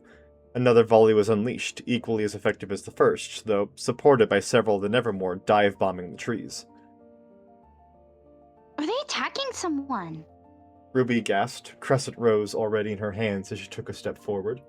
Far behind, the eyes of Emerald, Mercury, and Mint widened. You think that's... The gray-haired teen wondered. No way she would set Grim off like that. Emerald immediately shook her head. If that's a person, we have to help them. The cloaked girl declared, eyes firm. Look at the size of that giant Nevermore. There's no way a single person could take that on. Hold on, they're all coming this way. John caught. We can hold a better position here where they can't hide behind the trees. Let whoever that is come to us. We can snipe at some of the flock while they approach. Yeah. Emerald raised an eyebrow, even while drawing a pair of guns from the back of her waist. And who's got the gun with that much range outside of RWBY? We should grab a relic for whoever that is, meet them halfway, and then use the foliage to make it harder for the Nevermore to spot us. We don't need to clear out the Nevermore on their way here. Just make it easier for whoever that is to arrive. The blonde boy argued. We can save crowd control for when they're on us. If we enter the forest, the Nevermore would be able to use the foliage just as much as we could. Better we can see where they're coming from. And what if they don't make it to us? Ruby grit her teeth, swaying on her feet with indecisiveness. That should be dozens of Nevermores. All it would take is for one to hit its mark, and that person's going to be... The argument was interrupted by something bursting out from the tree line, a blur of motion carrying streaks of light. The teens stopped as they realized it was Andrew, with the gold and royal blue trident in his right hand and a woman in a red dress held up by his left arm. She was pressed to his upper torso, her legs wrapped around his ribs as she faced behind with his arm keeping her secure. A bow was in her left hand, her right continuously pulling out arrows from a quiver at the base of her spine to fire into the forest. Weapons hot! Andrew quickly yelled as he tore across the clearing, traversing the grass almost as quickly as Ruby's semblance could. The party's right on our asses. We see the Nevermore! John confirmed, suppressed relief in his tone. That's not the party! The woman with the bow shouted angrily, still rapid-firing arrows behind them. Before anyone could even begin to question it, a wall of black erupted from the trees. Yang would have found it incredibly easy to believe if someone told her that every Grim in the forest was part of the horde that roared, screeched, and hissed after the pair. Beowulfs, Ursai, Borbatusks, Sparangel, even a Deathstalker skittered out as part of a seething ocean of encroaching death. The few teens who had not already drawn their weapons rectified that mistake immediately, Ruby and Pyrrha both switching their weapons to their rifle forms to unload into the massive beasts. In the face of such a threat, a unity was instantly formed, with no words being exchanged as the teens turned into a firing squad. Almost to the temple in its hope of salvation, Andrew shifted his left arm, causing the woman in his hold to snap her head down to him. Jump! Was his only command, though his partner seemed to understand it without issue. Immediately after his shout, she unwound her legs from his chest. At the same time, his left hand came up to her diaphragm and pushed, sending her forward and upward. She did not pause in her firing, her legs fixing themselves so that she would be able to catch herself. As she flew, however, Andrew curled down and kicked up, flipping himself upside down. His tattoos lit up, and the trident in his hold flashed away as he adjusted his arms and shoulders. Bow of Apollo! The weapon that appeared in his hands was so shocking that it drew the attention of everyone present. It was a wooden bow, basic in construct with nothing special to its design. Its uniqueness and flair was in how the wood remained perfectly intact as the weapon in its entirety was wreathed in orange flames. Andrew grasped the flaming bowstring and pulled back, fire coalescing into the form of an arrow primed to be released. As soon as he reached full extension, the man with glowing eyes let go, the arrow of heat crackling forward to perfectly strike between the eyes of the Deathstalker at the forefront of the Grim Horde. A mighty explosion erupted where the projectile landed, engulfing the scorpion-like beast for only a moment before its armored body flung back from the force. A mass of trees were crushed underneath it as it tumbled back, body flailing as it hissed and squealed in pain. The explosion also captured all the Grim close to it, blowing most apart while knocking back those that were either farthest away or densest in armor. Andrew twisted while he completed his flip, landing facing the tidal wave of monsters in a crouch with his right leg bent back behind him and his left leg in front for support. He slid along the grass slightly, but stopped smoothly and swiftly enough. He pulled into existence another arrow of flame as his partner landed next to him in a proud stand. Yang couldn't help but be amazed, not only by what she just witnessed, but as well by what she was still witnessing. The duo with the bones remained steadfastly focused on the enemy, but complemented each other's shots perfectly without communication. A rhythm had been found seemingly instantly, Andrew's more powerful explosions shattering the defenses of the more bony Grim, for his partner's more precise arrows to slip between the newly formed cracks and snuff out the beasts. Neon green flashed back to the group for less than half a second. I get the fireworks are pretty, but this is the kind of show that needs audience participation. He snapped them all into action. His partner, who seemingly only realized because of his comment, was far less polite. Attack, you fools! She yelled. Yang clicked her tongue as she punched forward, a shotgun round pounding out from Ember Cecilia, or Ember Celica, I forgot I spelled that wrong, that struck an Ursa in the chest. What did you even do to piss this many off? The brawler asked as she stepped up to the line Andrew and his partner formed. I don't know. The armored man responded. Exist, I think? Grim, don't just ignore everything to focus on one target. Blake reasoned as she took Ying's other side, her pistol firing out. Unless you're one of the most depressed things to ever have been born, you must have done something to catch all of their attention like this. Andrew had been attacked by a dozen Beowulfs almost instantly upon landing. The amber-eyed woman informed. Beyond a brief respite that couldn't have lasted a full minute, we have been assaulted by Grim this entire trial. Oh, so Grim just hate you. John summarized as he held his shield in front of him to the right of the bow-wielding woman. That shouldn't make me feel better, but it does. Great to know I lift your spirits. Andrew sassed. Now, what the fuck are you doing just standing there? I don't have a ranged weapon. The blonde complained. Wordlessly, the neon-eyed man let fly the arrow he had primed and raised his still open hand slightly. A white and gold revolver appeared in his hold, which he then threw at John's head without turning to look. The weapon bounced off the boy's temple, prompting a yelp from him. It spun in the air, and he collected himself just fast enough to reach out for it. It fumbled in his hands a bit before he caught it by the barrel in his right hand. Now you do. The tattooed man, yes. The tattooed man corrected as he smoothly returns to bombarding the Grim. Drop bodies. Gulping, John shifted his stance so that he had the barrel of the revolver resting atop the edge of his shield, then began to slowly fire. It was clear he was an amateur with a gun, but the effort was there. What's the plan? Emerald asked as she sidled up between John and Andrew's partner. The weaker ones will be dealt with easily. We only faced issue before due to having been surrounded and with the stronger Grim interwoven in the crowd. The dark-haired woman stated. The giant Nevermore and Deathstalker will not be as simple as the others, however. Didn't Andrew already deal with the Deathstalker? Ruby's voice rang out from down the line. Did you not see that Andrew's first arrow was a warding shot? The woman hissed.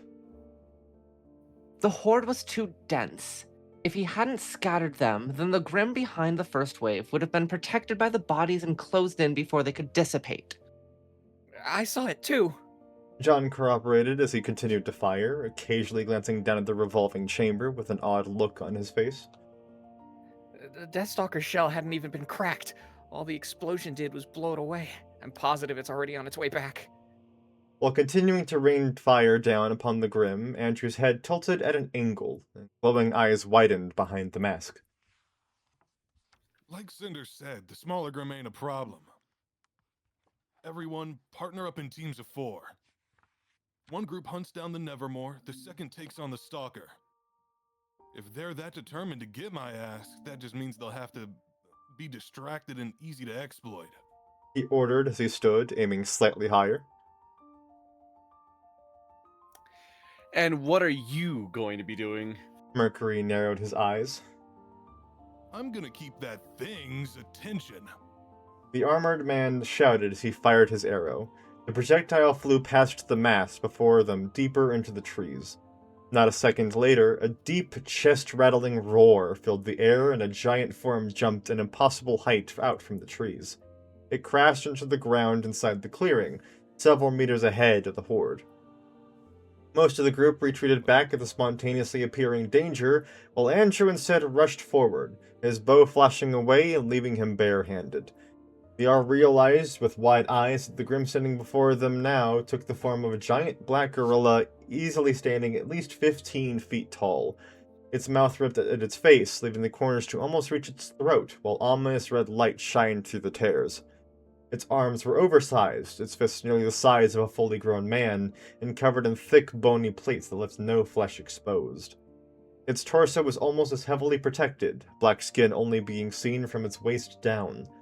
The Grim stood on its legs and beat its chest with its fists, bellowing challenging roar that's supplemented by the uncanny sounds of bone striking bone. Thank you, Skug. The roar was met by a mocking shout from Andrew.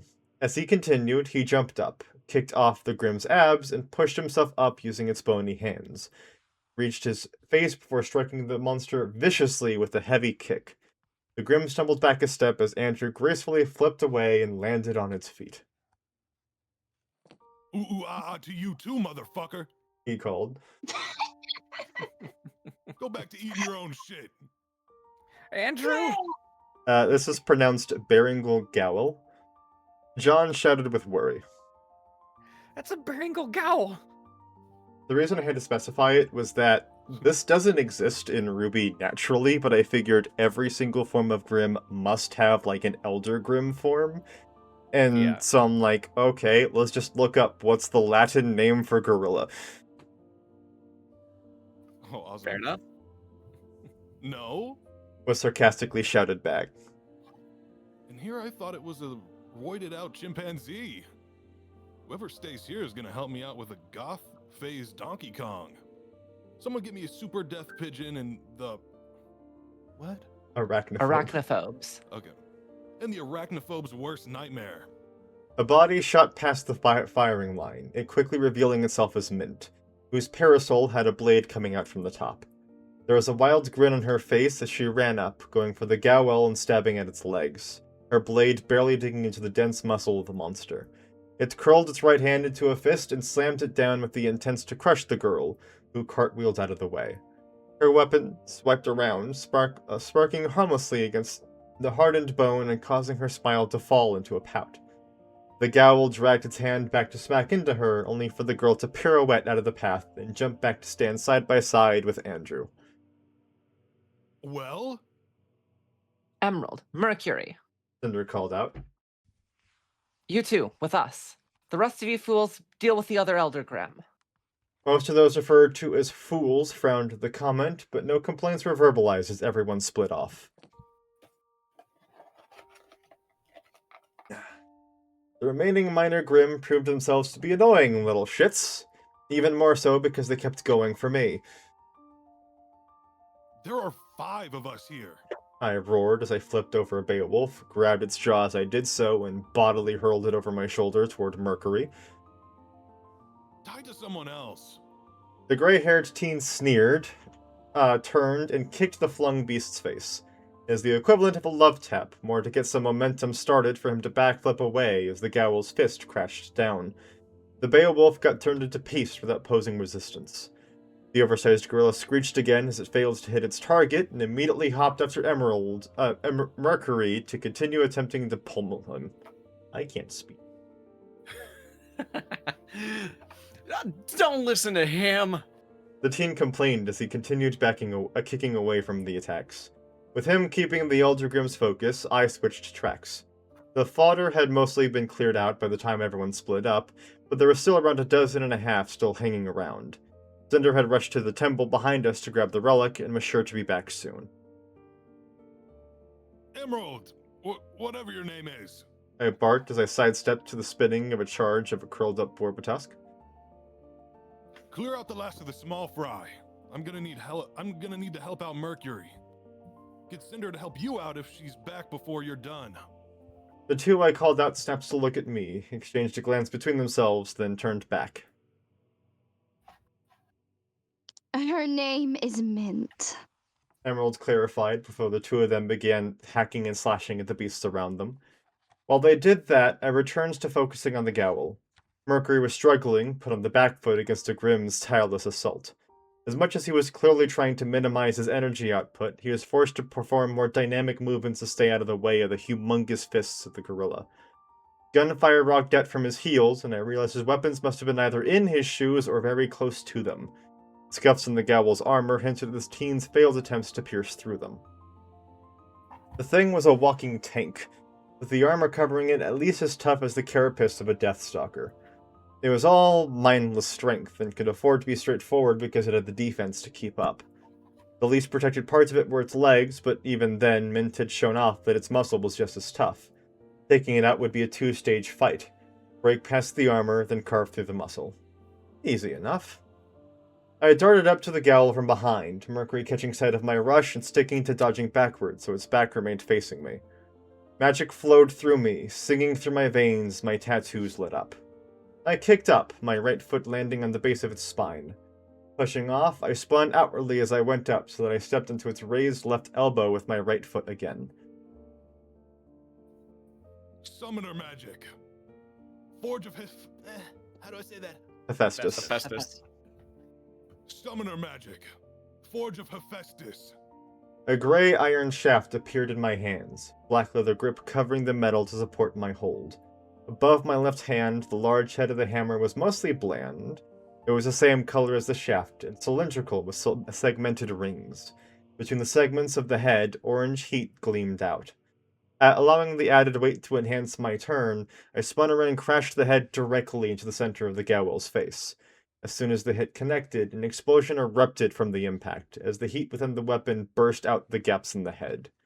The sheer force of the double impact whipped the Grim back, gray smoke trailing from its face as it fell. I stepped off its arm and landed next to Mercury, using the leftover momentum in the hammer to swing it over my left shoulder. Alright. I breathed.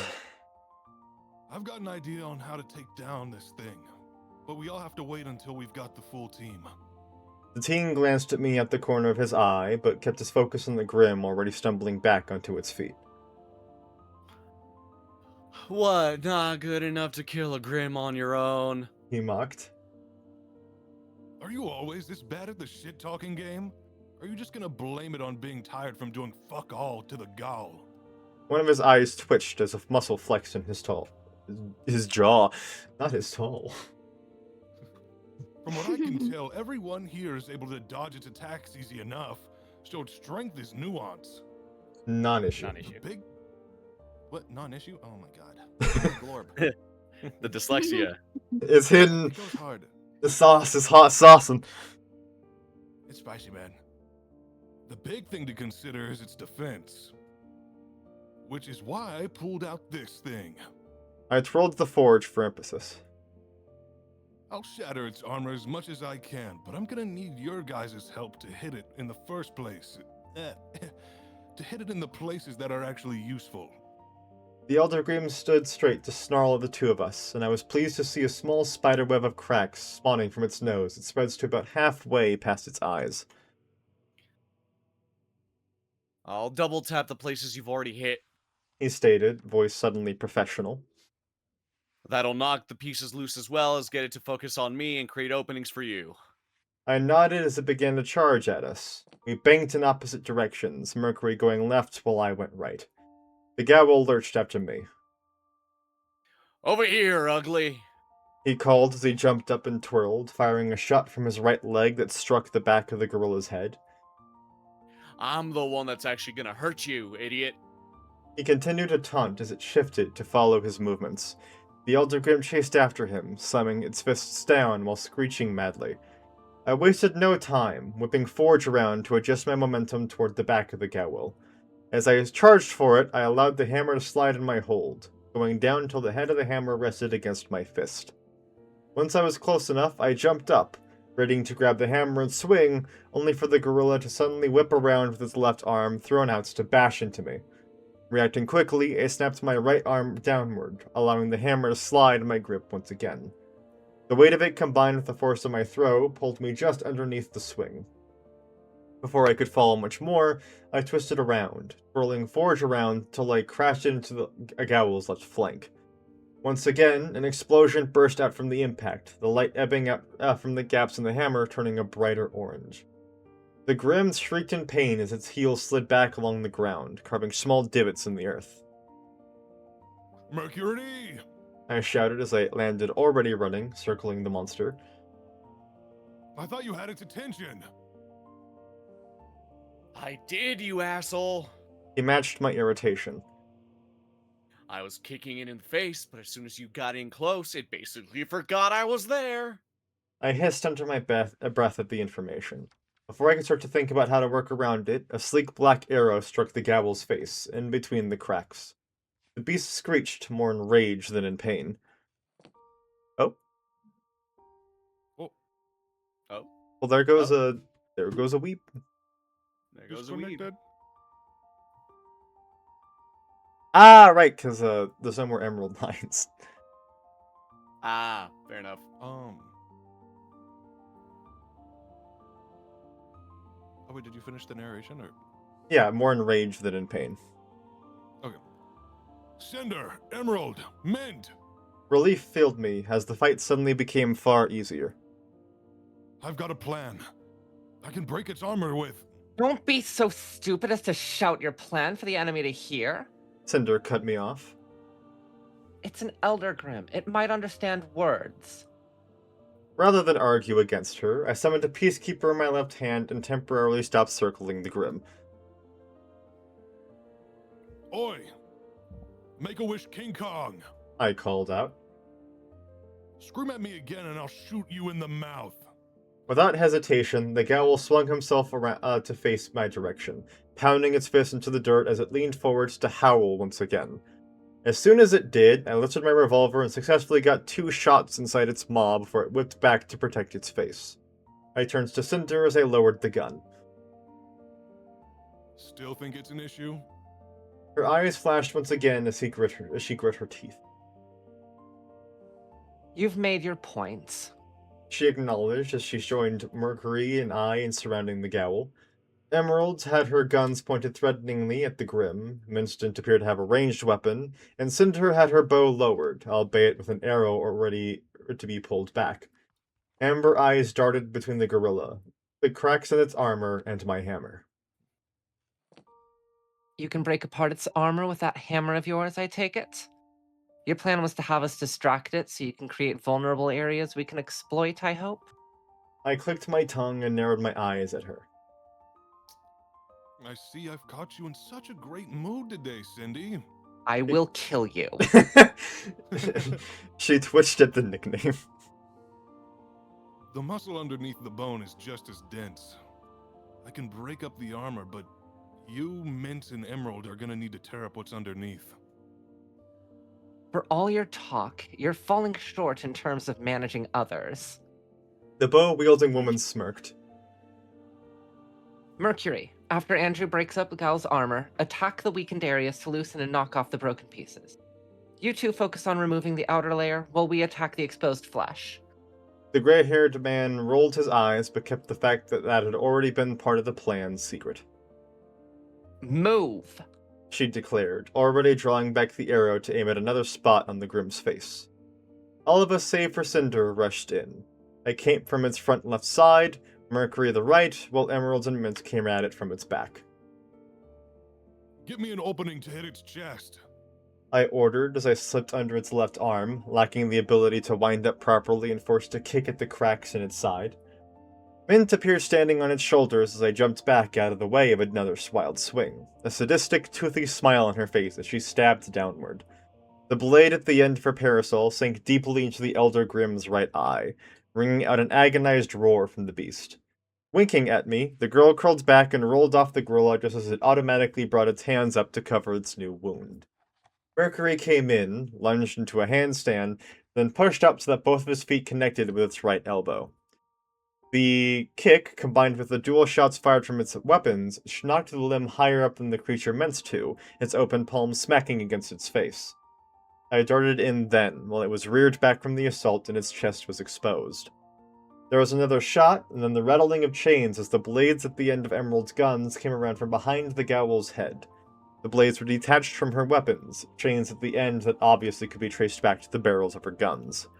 They wrapped around the gorilla's head, as well tying its right hand to its face, and pulled it back just as the beast wants to lean forward.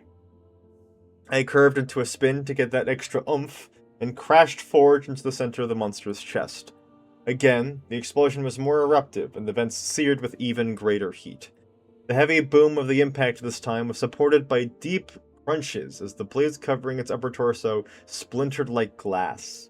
As the gal was brought off its feet, shards of bone trailed after it. It landed, dazed, on its back, and Mince was atop its chest instantly. Dress Cat Girl enthusiastically raised her parasol and began viciously stabbing between the cracks while it was still wrapped in Emerald's chains. She wasn't able to do so for long, as the Grim quickly reacted to the bursts of pain and writhes underneath her feet. She easily kept along with its wiggles and only jumped off when it snapped its hips up to throw her off, allowing the extra force to boost her out of its range. Still wrapped in chains, the Gabble managed to catch one of the chains in its loose, lone free hand and pull Emerald straight into the air. She helped helplessly as she flew towards the monster, clearly unable to disconnect her chains from her guns. Man, I just feel so yelpless. I rushed in instantly, jumping up to spin around, holding it forged as I did, and then throw it at the Grim. The head of the weapon connected with its chest once again, a hefty explosion getting both to fly back from each other. At the same time, I caught up to a grabbed Emerald around the waist, slamming one foot down into the dirt and curling around. The action successfully wrenched her weapons from her grip and prevented her from continuing to be dragged in. Forge landed on the ground a few meters away, which Mercury jogged up to while keeping an eye on the Gowl. Here! He called while leaning down to pick up the weapon. Hammers don't. Holy shit. The gray-haired teen gaped as he attempted to pick it up with one hand on the shaft and nearly pulled his arm out of its socket. Emerald gave me a cautious but grateful nod as I set her on her feet and went down to pick up the summon myself. What is this thing made of? Solid metal.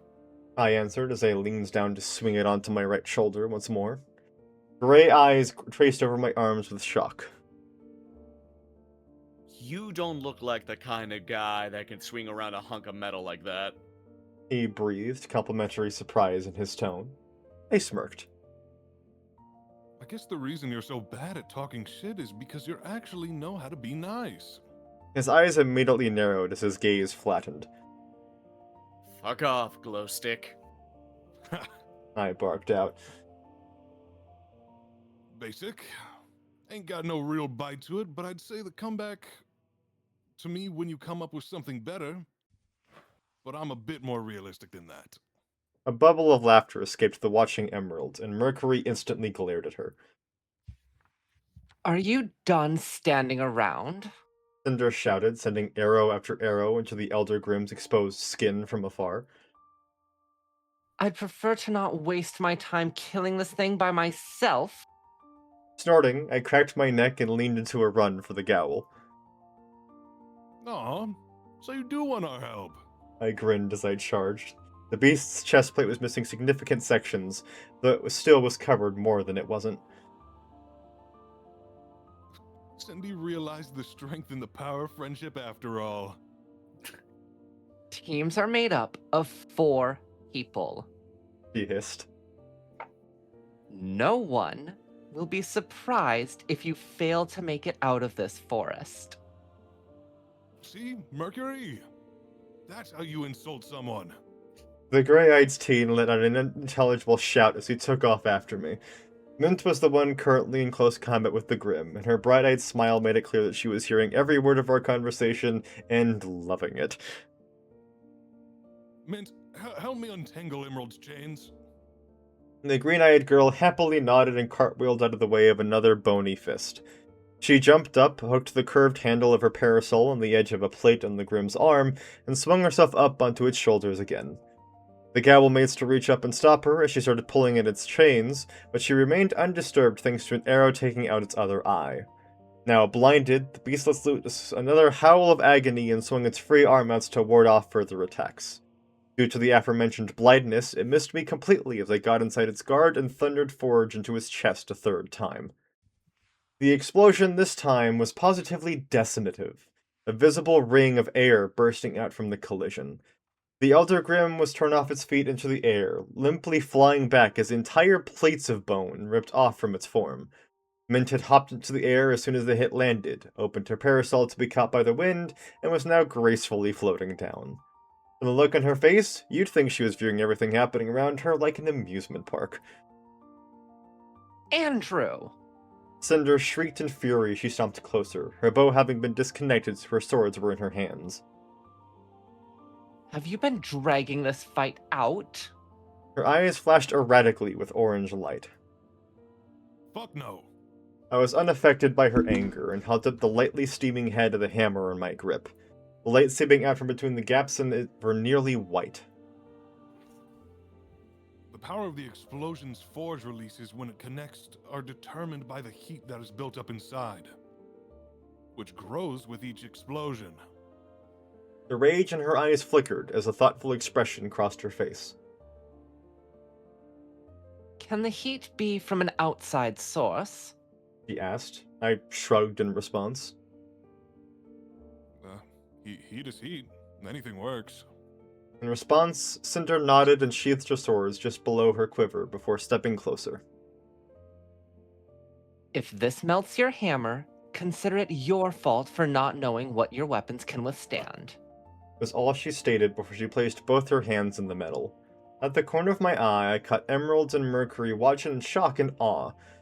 Mint had an idly curious tilt to her head, her parasol held with both hands behind her back as she rocked on her feet. The palms of Cinder's hands glowed orange, and I watched as the hammer slowly started to glow along with it. A fire-based semblance. I realized with fascination. It doesn't possess the inherent versatility or resource-saving potential of your semblance. She hummed. But my semblance does allow me to generate heat and fire.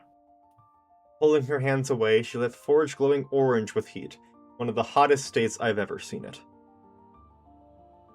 From what I've seen of how the explosions scale, this should be enough to obliterate any part of the Gau's body it comes into contact with. At least. I agreed. We all turned to the beast in question, finding it still struggling to pick itself up from the ground. Most of the bone over its pecs were gone, with deep cavernous cracks spreading throughout its abdomen and shoulders. While exhaustion wasn't a thing Grim could feel, pain was, and it was clear the creature was feeling every wound we had given it, from how it slouched and kept its arms in front of itself protectively. We'll ensure you have something worthwhile to hit. You just need to make sure you actually connect. Cinder stated while pulling out her scimitars once more. Wow, what faith you have. I drawled. I feel so invigorated. She didn't dignify with my words with a reaction, instead sprinting forward with Mercury and Mint in tow. I followed after, keeping to a lazy jog so that I wouldn't outpace them. Mint, use its left knee to leverage yourself up and prevent it from covering its head. The dark-haired woman declared. Mercury, use your shotgun blast to keep its right arm knocked outward. I noticed she didn't seem inclined to explain what her part would be, but was able to guess on my own that she likely would be taking care of its left arm. Go!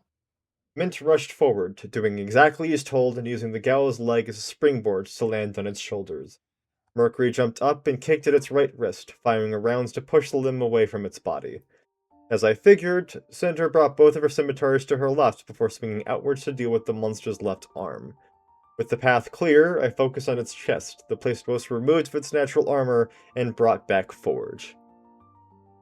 See no evil, you monster movie reject. I happily quipped right before pounding the weapon to the center of the Grim's chest, unleashing an explosion powerful enough to shake the entire Emerald Forest. And that is Chapter 3, Along the Yellow Brick Road. Hey. So I am looking forward to you writing that Cinder Andrew smut now. Take note, it is only going to be 1,000 words. Well, actually, That should be no. enough to get. Actually, that should no. be enough for getting the foreplay started. You actually have freedom to make it 2,000 because you also had that previous commission from last time that you never got back to me on. Oh yeah, I completely forgot about that. 2,000 word smut story. Let's go. Hey. I mean, honestly, those are really, really short by my standards. Yeah, it's pretty short, even by my standards. But it's also just like, what are you gonna do? That's the commission layout. Yeah. The average that I usually get commissioned is between 7 and 8,000. Hmm. Alright, let me check. I have all of the scripts currently made, so I'm just trying to remember which one is chapter 4. I think it was starting line? Yes, it is indeed starting line. Yes, so Oh chapter yeah, 4. can't I make you tweet something as well? I don't think I ever redeemed that either. No, for this round, you get to make me do 2 exercises. Or basically, you No, just. as in like last time I had the opportunity to make you tweet stuff, but I never actually did. Oh, yeah.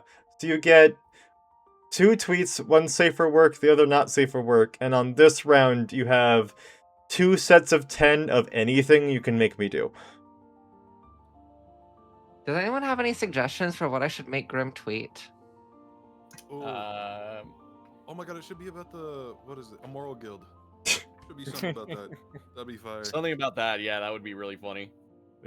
Yeah, that would be kind of funny. Um, But yeah, but so yeah, for next time, so that we are all sufficiently prepared, starting line is the official formation of teams, as well as everyone settling into the dorms and having the very first day of classes. And unlike the actual original fucking show, I explain what the class schedule is like. so Hey. there's not just gonna be a superfluous food fight scene. There is not going to be a food fight scene. Instead, Andrew is going to successfully turn the cafeteria into a musical. Oh, so that's when the singing Huh. is gonna happen. One of the scenes, yes, but I haven't written it yet. Basically, it's Cool. replacing the food fight scene. It's gonna be a case of, like, someone calling Andrew out on a bet and him just being like, okay, I'll take that bet. I can win this. But yeah, Yeah. like that. One of my biggest issues with the first season is just like there's a food fight scene. That's in That season doesn't 2, need to actually. be. That's season 2. Oh, is it season 2? They It's kind the of blend beginning of together, season 2. honestly. Season 1 is... The entire events of season 1 is initiation, John getting bullied, and then Blake gets revealed to be a faunus. Ah, yeah. That is literally everything that happens in season 1. I still stand by my statement. The food fight scene doesn't need to be there. Yeah. It was nice, dumb fun, but yeah. Yeah, so, those of you experiencing this for the first time, what did you think of the chapter? Well, this chapter kind of just laid the groundwork for what I mentioned last time of I just want him to face a challenge, and lo and behold, he is still susceptible to the numbers game. Oh, yeah. I mean, Yeah, again, so- it definitely is the case of this would be a far different circumstance if he didn't have to hide his magic, but at least as long as he is, these are problems. Mhm. Yeah. I made up That's a pretty Brain's new Grim. We established the very, very basics of partner dynamics. Or at least team dynamics, I guess. You know, showing off the sass most of the characters have between each other. Mhm. Mint is here, / Neo. And she is having the time of her life.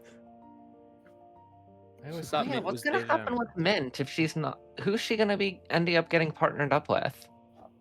I mean, it's not much of a spoiler since it's literally like the second or third page in the next script, but because she both fails to find a partner and fails to grab a relic, she just gets removed.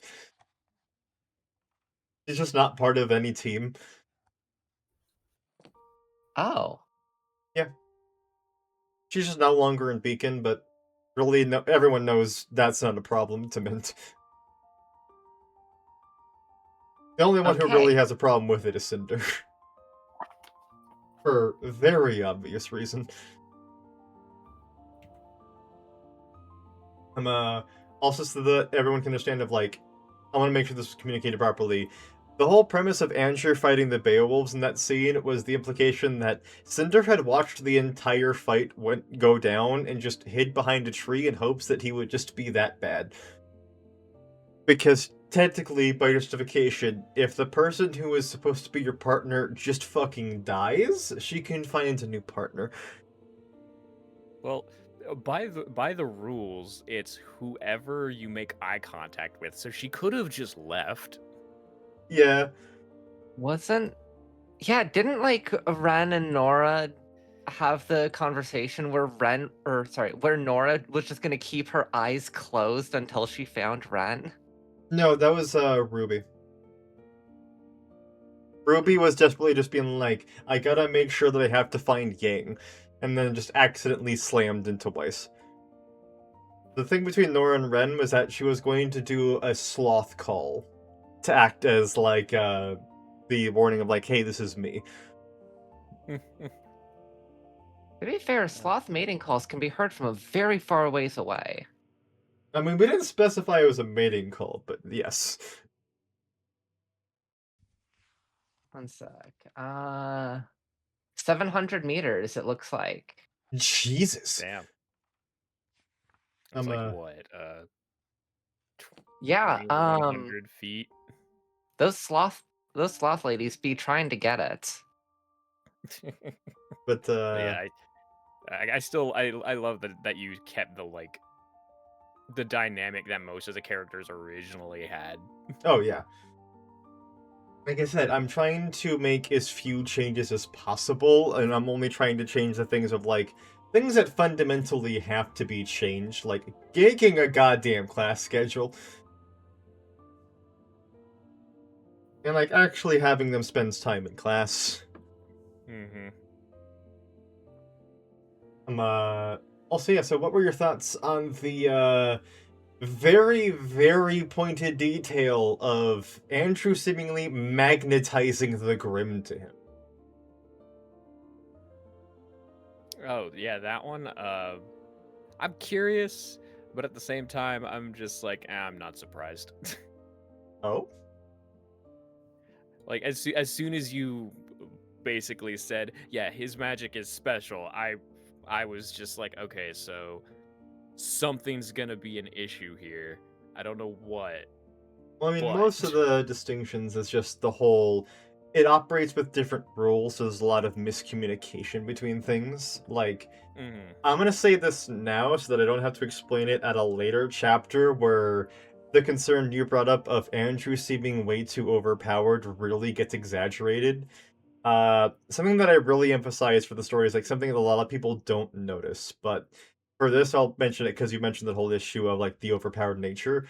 Andrew Mhm. doesn't have aura. He doesn't have aura. Yeah, I mean, he doesn't need it. he doesn't need it, but it's like for the sake of like I'm gonna have him fight against Pyrrha, and Mhm. all of the students assume that he wins flawlessly because his aura meter doesn't move. That isn't a case of he actually managed to flawless Pyrrha. That's a case of because he's covered in armor and because he doesn't use aura, they don't have any visual way to understand that he's taking damage. Mhm. So they just assume that he must not be. And that's fair. Like, in my opinion, there's a difference between being able to flawlessly win a fight and being overpowered.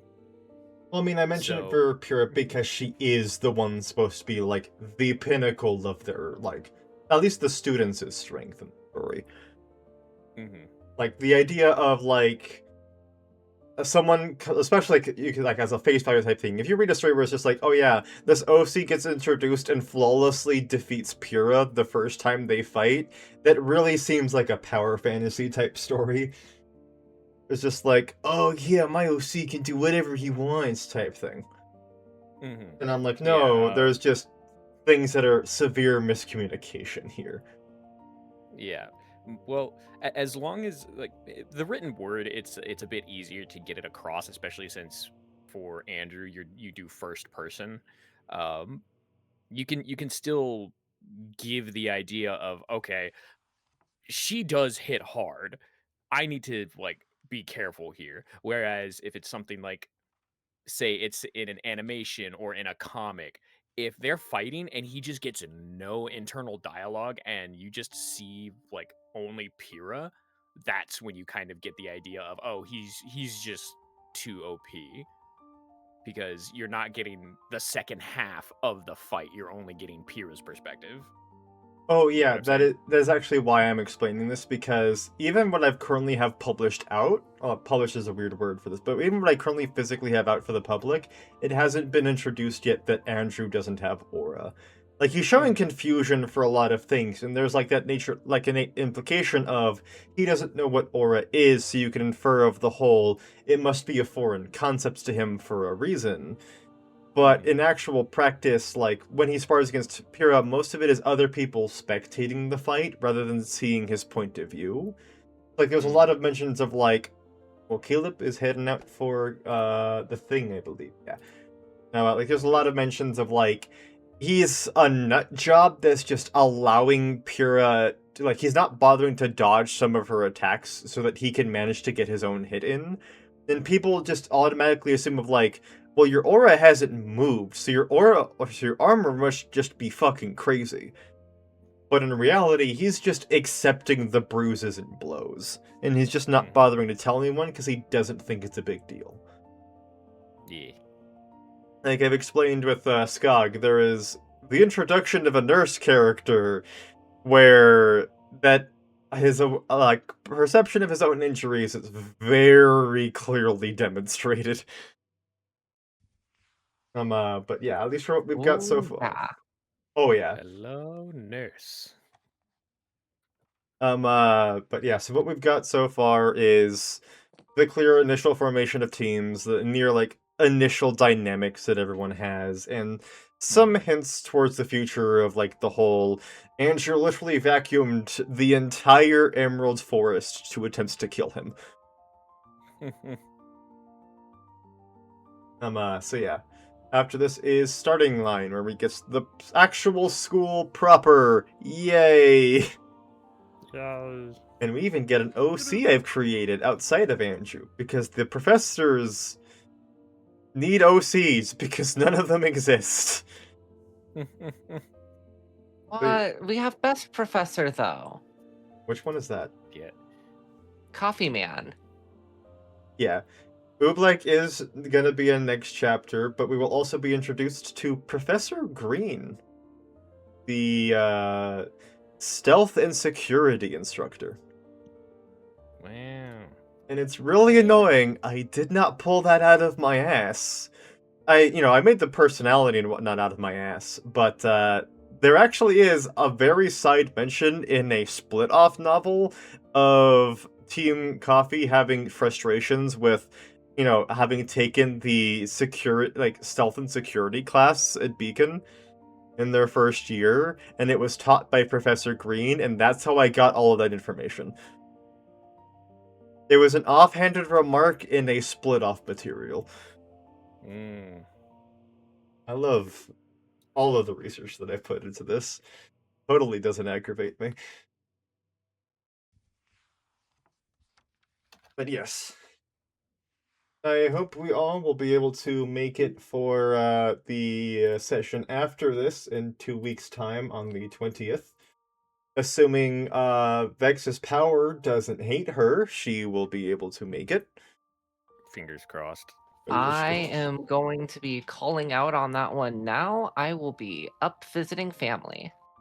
That is great to know. I should still be free for that. The next day is when I leave to visit family.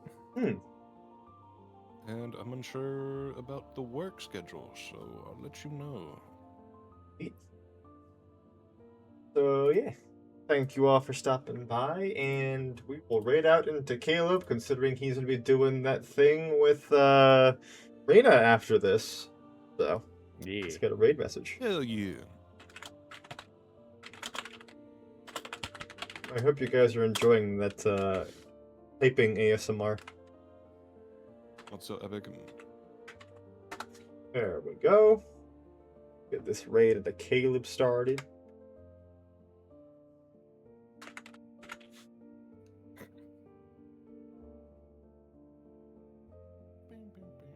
Also, I'm considering of having us do like a watch party at some point of RWBY itself, so that some of the character, like the actors can like get a good feel for the characters and whatnot, and like appreciation for those not as familiar of like just how much I'm having to change in this story. Because dear God, it's agonizing. Hey, Yeah, that's perfectly fair. I also will say I found it so hilarious, and I'm so sad that we've left of the whole. We somehow accidentally had Emerald have Cinder's personality and mannerisms. Yeah, it happens. That's why I find it so funny. Like all of these like shenanigans, like actually accurate German or German Weiss and things like that is so great for like just the sheer amount of fun value we're having for this. And like just the fully accidental like, oh yeah, somehow Emerald is more seductive than Cinder now. And all just leans into funny things. Yeah. Yeah, c'est la vie. I'm sorry, do I need to try to seduce Andrew harder? I mean, it Is that looks what I'm like the hearing? hate sex is already gonna be great. But I will say, you already got to write the smut. for your own enjoyment, Skog, you will also be playing a random side character who is going to take the measure of trying to seduce Andrew.